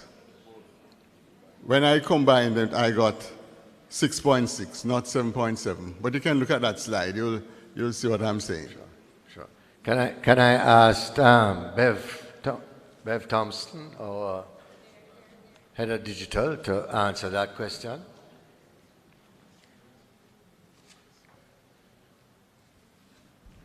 So as you would have heard, we have the widest audience base, and we picked out the ones that are substantial, that adds up to, so it's everything that adds up to 7.7 million. But as you would appreciate, we have radio, we have TV, we have apps, we have several other digital platforms between Facebook, IG, TikTok. We just pulled out the ones for the 7.7 million. So it would not add up. And in that area as well, in this sphere, everything will not add up every day. It's a moving target, it changes. If you go today and look at all of those platforms, they change constantly. Okay. Okay, thank you, Bev. Yes, sir. Please go ahead, Mr. Graham. Thank you, Chairman. Neville Graham from the Gleaner. The efforts to staunch the bleeding are commendable, but we didn't seem to get, I have 4 questions, so I'll give them all at once. The efforts to staunch the bleeding are commendable, but we did not get any specifics on your efforts at cost containment. So we'd like to get a little bit more on that. Then what is the projection for overhauling this negative position of annual losses and accumulating losses? What is the projection for getting out from that miasma? Let me take those two, okay. Neville, if you will. In terms of the cost containment, I think in the slides that were presented, we showed in the second quarter of this year on the order of a $237 million reduction in expenses relative to the prior year. Yeah? So that is where that has come from. Now, where are we going to get the additional revenues, which I think is part of your second question? And I think there are a number of strings to that bow. The first is that we are reorganizing the commercial operations. The commercial operations of the group were very segmented. We have never really operated as a single company. After the merger took place, we continued to operate as 2 separate organizations. Bringing those organizations together bringing new leadership in some cases into some of the sales and marketing functions with a group rather than a particular division focus, by bringing ourselves to best practice in sales, lead generation and closure. All of those things are going to be part and parcel of what we are trying to do. All right, thank you very much, Chairman. On that one, sales are off, and we have some efforts in overhauling that situation. But two things. The receivables seem a little too high, which would suggest you having to write off too much, which would be adding to that negative bottom line. And then secondly, the more important thing, the matter of starting to get real revenues from our DSO efforts. Might I suggest that our lobbying efforts have not produced as much as it should, and that we may be left holding the bag in that regard. And so, in our arrangements, in reorientating ourselves, we could look at ways of going it alone and making sure that some 1.1 or 1.2 billion dollars that was spent can be recouped in short order. Yeah, but and we are making a lot of effort in that regard. I'm going to ask Carla to first speak to the first question, and then we can deal with the second. Go ahead. Okay. So receivables, the figure, it's based on, how our sales operate. You would have noticed that last year we would have had an impairment loss on receivables of about 112 million. We recognized that the receivables were a little high last year, and what we did was we placed a lot of efforts on actually looking at our receivables, addressing them, and also doing some strong recovery, some strong collections efforts on them. And as a result, you would have seen that this year, the receivables is actually reduced by $372 million. And that has also led us to have an impairment reversal that's in the books. And you'll see it on there as $113 million reversal. So while last year it was quite high, and of course the standard had us having a high impairment loss, this year we actually really did some work, and we've actually been successful at managing our receivables a lot better, and that has resulted in an uplift that has affected our profits. All right. And in respect of your second question, Neville, I agree that perhaps our lobby efforts have not been as intense as perhaps they ought to be. And I can say that that was an issue that was discussed in great detail at our last board meeting. And suffice to say that we will be substantially energizing, if you like, those lobby efforts going forward and beginning very, very soon. Sir. Oh, this gentleman. Right ahead. Your name, sir? Hello, good afternoon. I am Christopher Scott, not reporting as the Christopher Scott reporting for TVJ Sports, but reporting as a shareholder.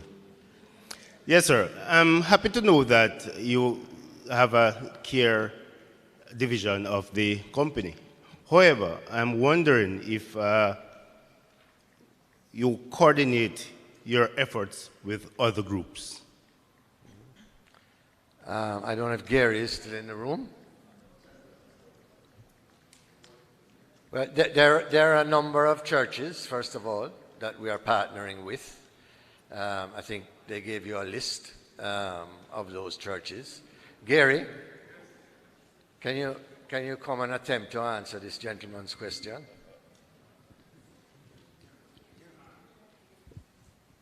Thank you. If you could repeat the question, I was actually organizing my collection box for RG Cares, which will be at the table on the left as you're going through the door. So that's where it is. You go to those ladies, they'll have it.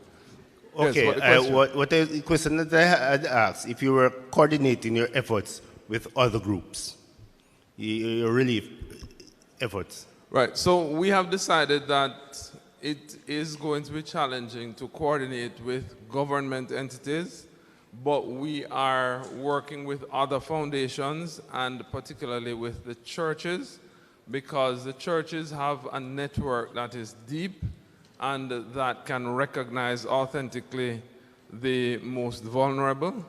And we think that that is the best group to work with at the moment. And it's confirmed by what we see when we go out there. We have to be policing one person coming in the line and putting 3 children before them to get 4 bags for one family when others don't. So we are working with the people who know it, and it's not any church that is excluded. If there are others that want to come on board, fine. And if there are other foundations, we are willing to work with them as well. Well, I'm glad to know that you have that level of coordination going. Because I was in St. Elizabeth the other day. I went to visit families. And what I realized is that persons, you and I, have a heart to donate something. You do your thing, I do my thing. And what you realize is that both of us go in the same area.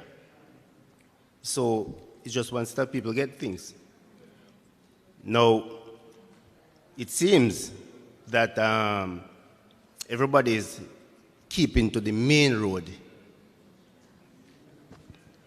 Right. Santa Cruz, Lacova, going Black River. Black River, right. And forgetting those persons affected off. Right. Yeah.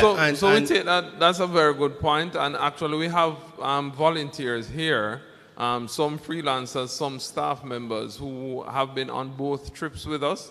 And while we go to a base point and we do some things at the base point, we actually then drive into communities that we gather information which says that this community hasn't gotten any relief, yes, or that community. That is so true. Or the church people will tell us that there are some shut-ins, or yes, there's a small It is important that we do that, right. Because what I realize, one set of people, they are out on the road. Yes.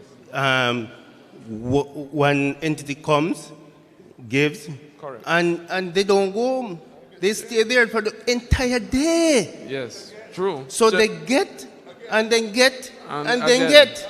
Right. So if 5 individuals traverse in one route, you might well realize that by the time everybody gets to a particular point, what they have finished, and those beyond that point, correct, don't get. Yes. No, but Ransford and Simone and Sandra and the others, we go into lanes and where you don't have streets, they walk up hillsides and yes, go to, I'm glad to people who are there. Because I had intended to call the radio station and highlight that, but right. I just highlighted it here. Thank you very much. Thank Chairman, you. you have to stop me, because I'll keep going because it's No. All right.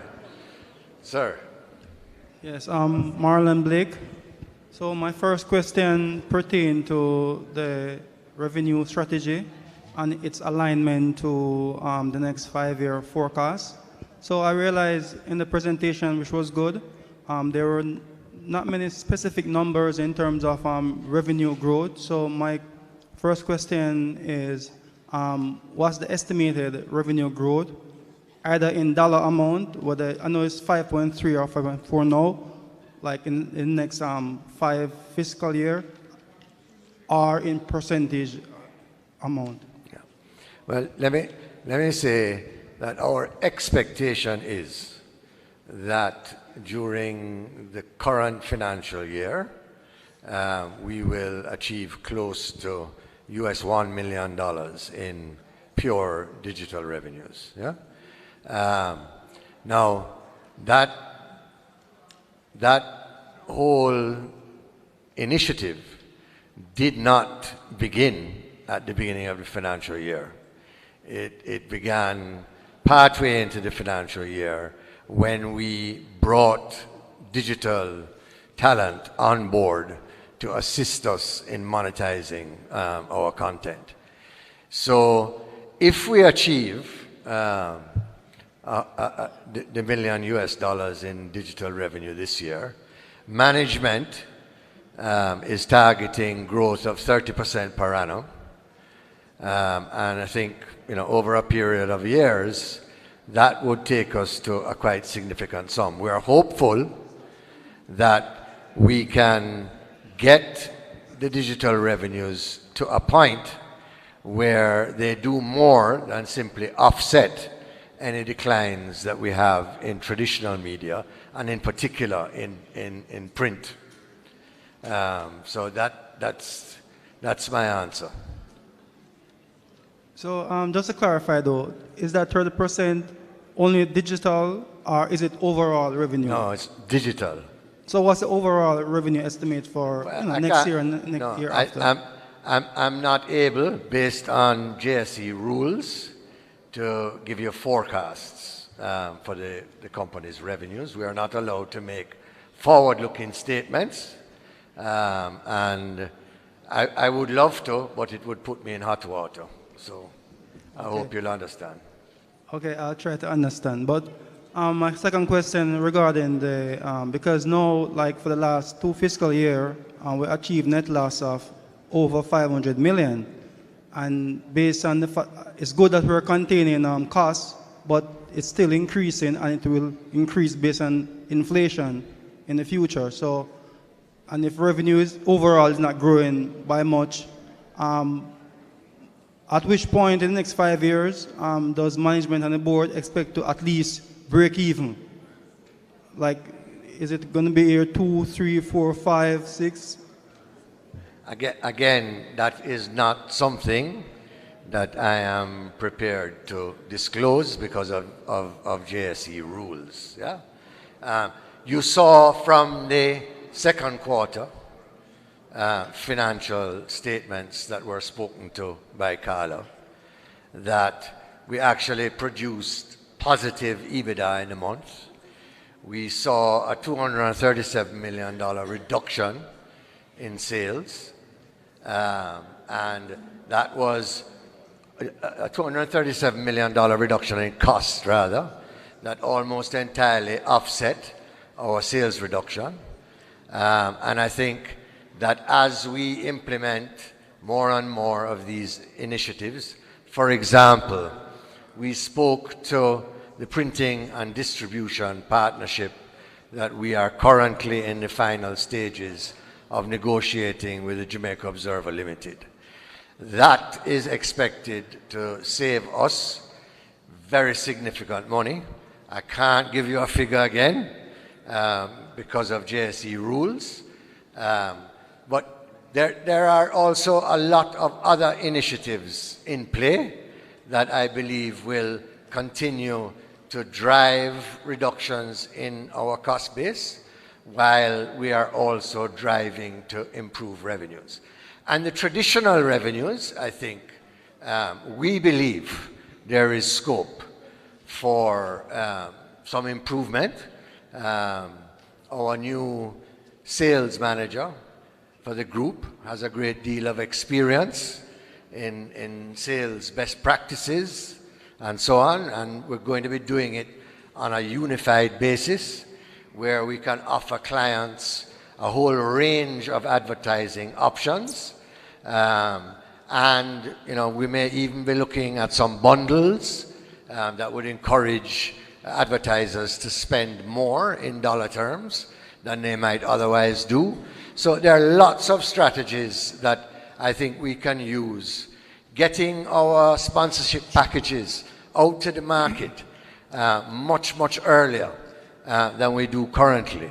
I think our target now is, what is that target now? Getting our 3 months, 90 days ahead of the event. And we have not been achieving that, and I think that has been one of the contributors to the softness that we've seen. Okay, thanks. So my final question pertains to the financial position of the company. So I realize over the last 2 years, more specifically, you guys, including the first 6 months of this year, you guys have actually increased the long-term debt of the company. So I was wondering why, if you guys have so much confidence in the strategy or the transformation actions, then why we don't pursue at least a mixture of equity financing and long-term? Why are we only focusing on long-term debt financing? That is something that we may well look at in the future.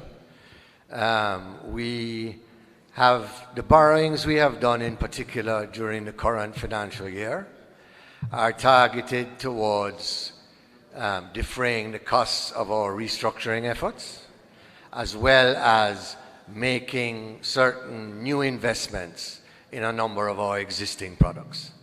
And we simply did not have the liquidity to make those investments without the benefit of that additional debt.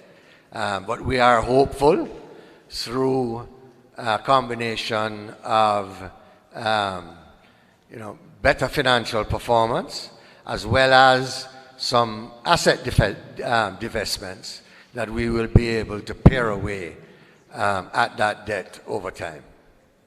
Okay, thanks. Okay, thanks. Mr. Chairman. This gentleman over here. Yes, sir, your name? Henry Ellis is my name. Say again? Henry Ellis. That's two surnames.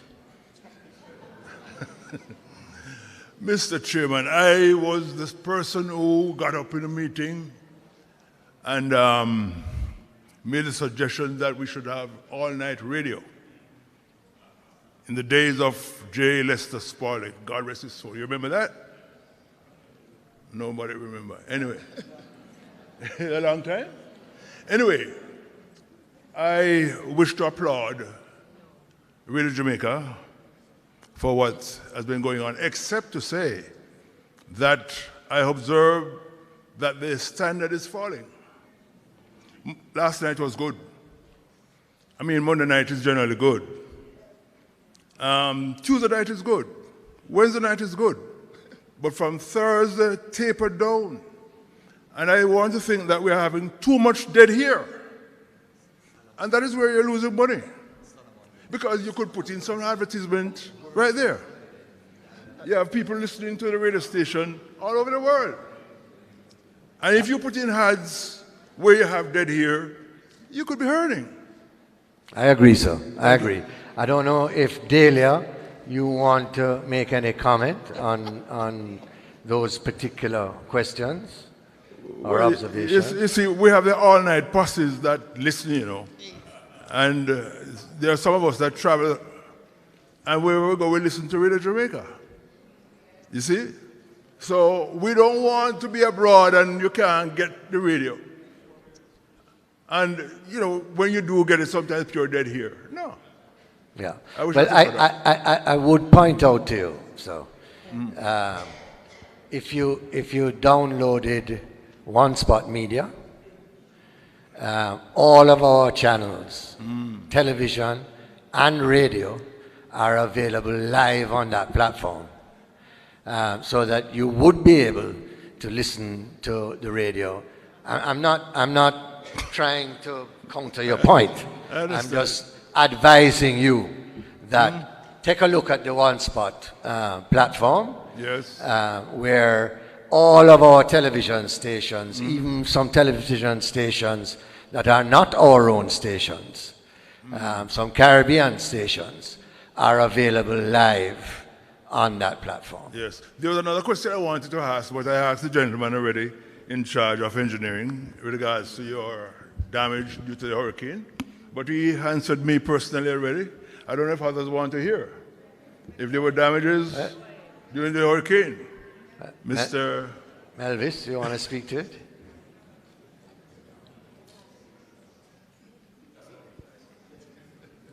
Morning, everyone.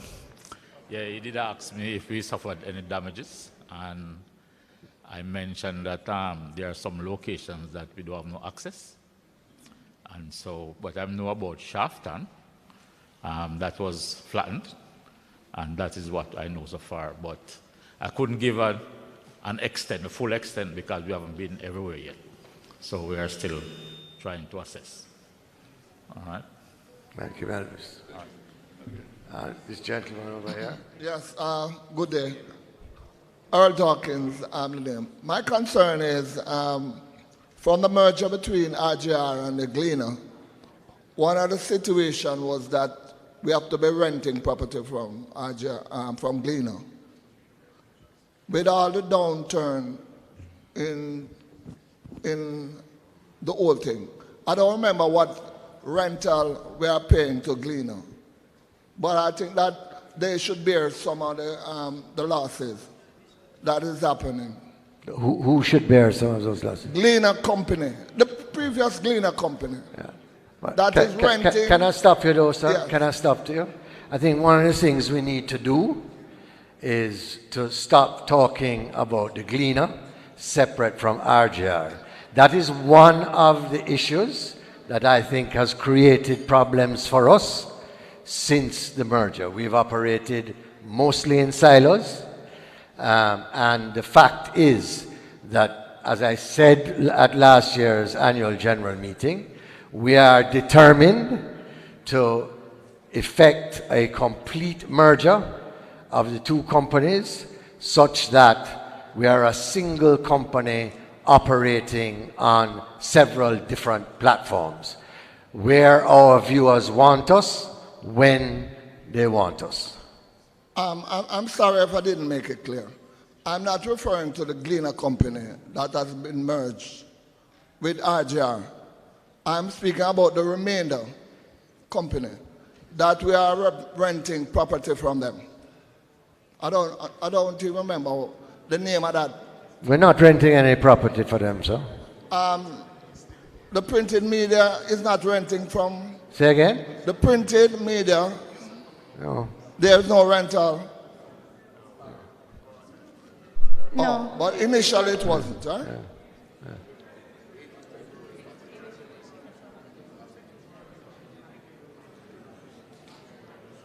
Yeah.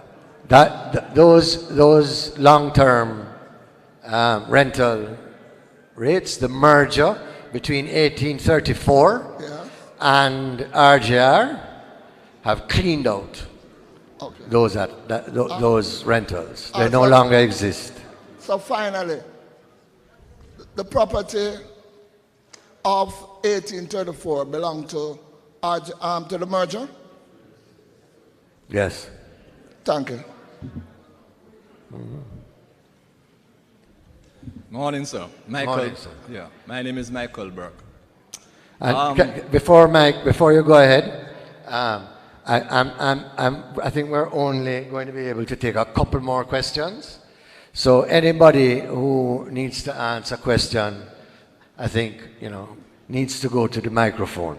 Yes. So go ahead, Mr. Burke. Yes, I'm wondering though that with the total merger and with the cutting of costs between the RJR group and the Gleaner, etc., is that going to include the abolition of print media? No, sir. It's not going to include that? No, Okay. look, print media around the world, and we are no different, is in a multi-decadal decline. Right. Yeah? Right. And there may come a day when it's no longer economic to print a newspaper, but that day is not anytime soon. I'll put it to you that way. Yes, another idea that I was thinking of is that with the Jamaica Union of Fishermen Cooperative Societies nearby RJR, if they ever thought of reaching out to them to show them ways, because they do have a great financial base, as to how they can not only empower themselves, but empower the whole country. And to have programs even for the children of these fishermen, who many of them are university graduates, to show their parents how to make that business, and then have that on the radio, have that on the television, and bring in ads through that. So, that's a reasonable suggestion, sure, and I commend it to management to take a look at that and see if there's an opportunity. Thank you. Okay. I was just wondering, though, that the gentleman spoke about some program being not so good on a Thursday and so forth. It was in line with Solomon Gunde. Took sick on a Thursday, worse on a Friday, died on a Saturday, buried on a Sunday. Thank you for injecting some humor into the discussion, sir. Thank you. All right. The final question. Thank you, Mr. Chairman. From Mr. Burrow. Christopher Burrow, yes. I have written letters to the editor years ago, got published, no problem. But the last time I tried, I think there were some new protocols that governed allowance of letters to the editor, for lack of better words. And I found it a little frustrating trying to deal with it. I even considered writing to the other paper, and I said, not a damn, I own shares in Gleaner. Now, we need to look at this and find a way you want to liven up things at the Gleaner, we need to get people involved. I still have the same burning issue, and I think many Jamaicans would like to hear about it, and you can't get it printed because whatever the protocols are, we need to look at that. Okay, let me say a couple of things, and I'll ask Moya to weigh in if she wishes. But, you know, we receive a lot of letters, hundreds and hundreds of letters, yeah? And the economics of the printed newspaper are such that you cannot put in all of those letters into the newspaper. It's not a numerical thing, Mr. Chairman. It's not numerical. It's actually getting it accepted. There are new, security protocols, whatever. Well, that I will ask Moya to address, and Moya, maybe you can have a discussion with Mr. Burrow. It's definitely not numerical. In the past, my letters have been printed, so that's not a problem. The thing is to get it accepted now, to be able to get in, to send the letter. It has become difficult, and I can't figure out why. What is this foolishness? Yeah. And it ought to be the case, frankly, as well. It ought to be the case, frankly, as well, even if we cannot print the volume of acceptable letters that we get, which is the case, yeah? We have to distinguish amongst them. Perhaps we could consider, and this is something that Moya could discuss with you as well, we could consider putting some of those letters that didn't make the printed paper online so that they could get the exposure that we need. That is a good one, Mr. Chairman. You might find then the subscribers to that system increasing greatly. I would hope so. All right. Thank you very, very much, Mr. Burrow. All right. Thank you very much, ladies and gentlemen. Can I have one? This is simple. Chief. Not long. Last one. Go ahead, very quickly. Well, one is a question. With this Melissa pass in Jamaica, what will it do to your company, or which will it affect it? Positive, negative, with the economic thing, or what do you think? Well, certainly we've incurred a significant amount of property damage, in particular to our transmitter sites. And it's going to be very costly to repair or replace some of our infrastructure. However, I can assure you that we are properly insured against those losses, and that we are also insured against business interruption. So any slowdown in sales that takes place, for example, of newspapers, either because well, because we are not able to reach some communities, we will be able to recover that through our business interruption policies. Glad to hear that. Okay, one more I want to commend. Well, I understand in your foundation you want to involve the church. I think that is good. I'm a church person, and even this coming week I'll be going to Westmoreland. And when we are giving stuff to the church member, we ask them to give to the neighbor. So we're going to not only stay on the main, we're going to go right into the interior. So that's a good thing you are doing in that area. All right? So that's it. So Thank you very much. thing. Thank you very much. Right, sir.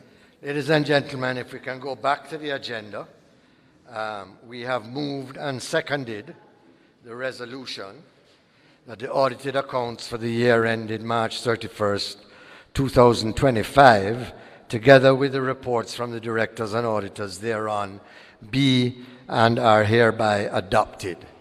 All those in favor? Any against? I declare the motion carried.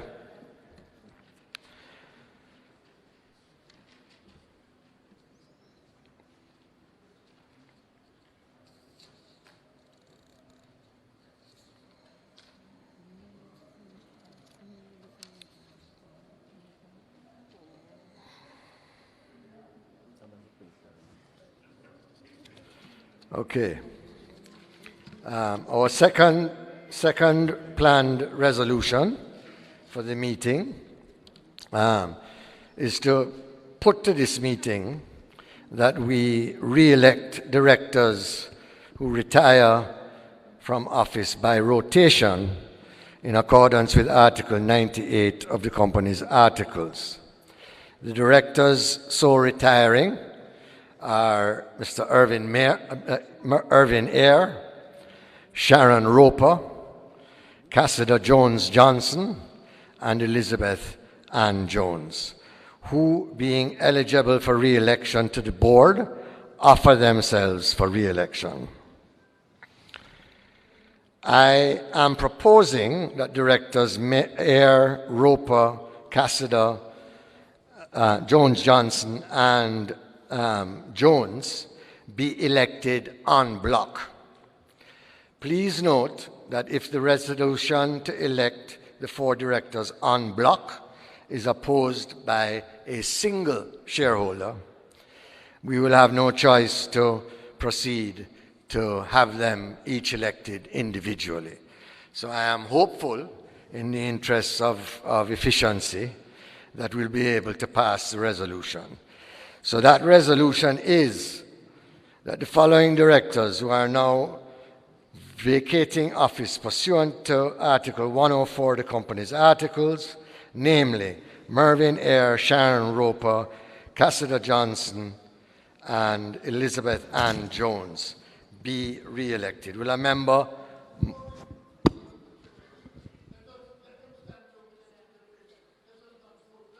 Sure.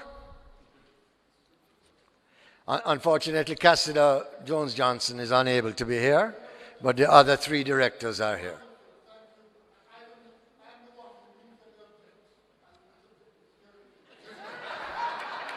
Thank you, sir. All right. So I just read out the resolution, which is to elect these directors en bloc. Can I get a mover of that resolution? Paulette Jones? Joe. Thank you. And a seconder? The lady at the back. Yeah. Okay. Thank you very, very much. Having moved and seconded the motion, I'm now going to put it to the vote. All in favor? Any against? Thank you all so very much. Okay. So I can skip over all of the next 4 pages. All right. All right. So the next resolution is to invite you to authorize the Human Resource and Compensation Committee of the Board to fix the remuneration of the directors, including any executive directors, for the financial year which will end March 31st, 2026, and if thought fit, pass the following resolution. Resolved that the Human Resource and Compensation Committee of the Board be and is hereby empowered to fix the remuneration of the directors, including any executive directors, for the financial year that will end March 31st, 2026. Will a member propose?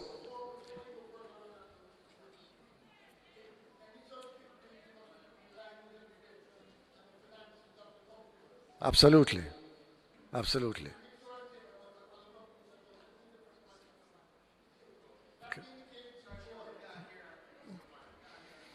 I've asked for a member to propose that motion. Mr. Borough moves. Can I get a seconder?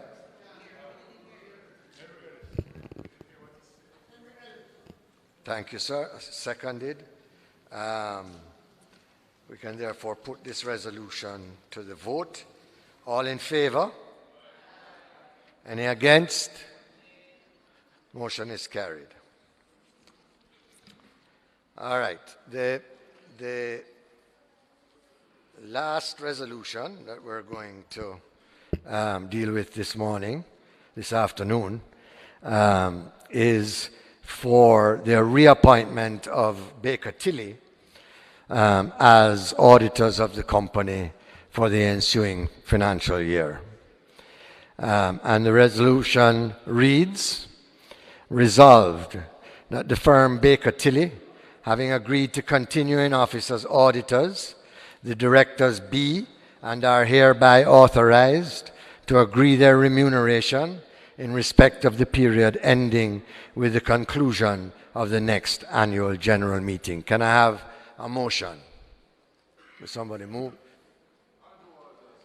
Andrew Walters moves. Can I get a seconder?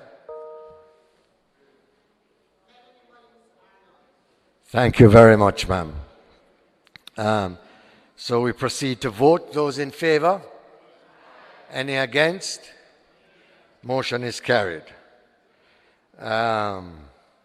So that, under any other business, it's possible that we could take one more question, but the fact is, if there is no other business, we'll be able to conclude this meeting. So, hearing none, I am going to declare. Yes, sir.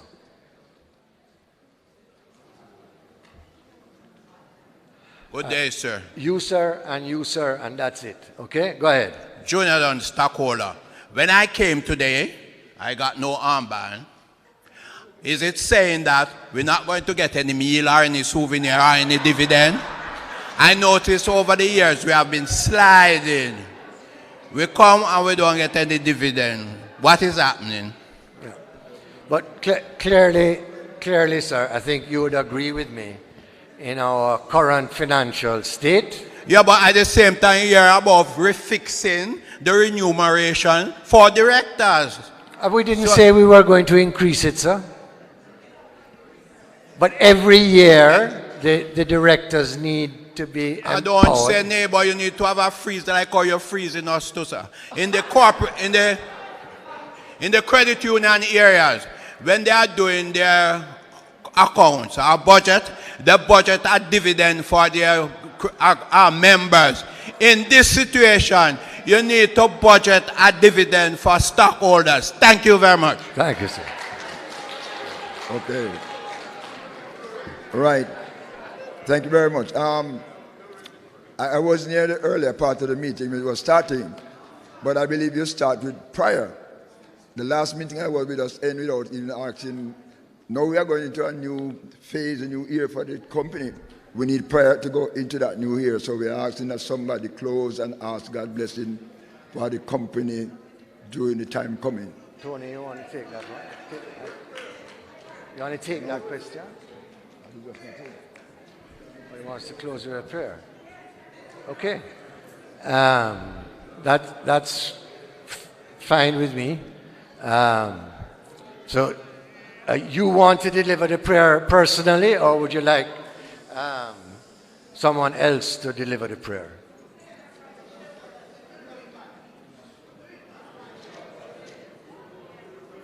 Okay, so can I get a volunteer from management?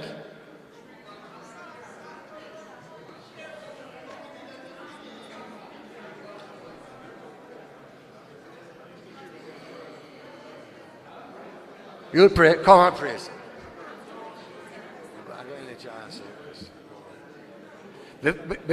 Before you do that, Robin has a question, which he has been trying to get in. So, thank you for acknowledging that, Chairman. I represent one of your larger shareholders, and my concerns, I think, are probably not necessarily best aired in this forum. So I'm going to ask if we could have a meeting separate from this one of the larger shareholders to discuss some concerns we have and perhaps even some suggestions we may have regarding how we can assist in moving the company forward. Because my main concern is the price of the share and what it means to the investment we've made in this entity in the long term. So if we could perhaps meet after this and have a discussion. That's a reasonable request, sir. And of course, Chairman, you could make a decision as to where the cutoff should be, so we can discuss substantive matters on moving this group of companies forward. Yeah. Thank you. All right. Mr. Burke, in prayer, sir.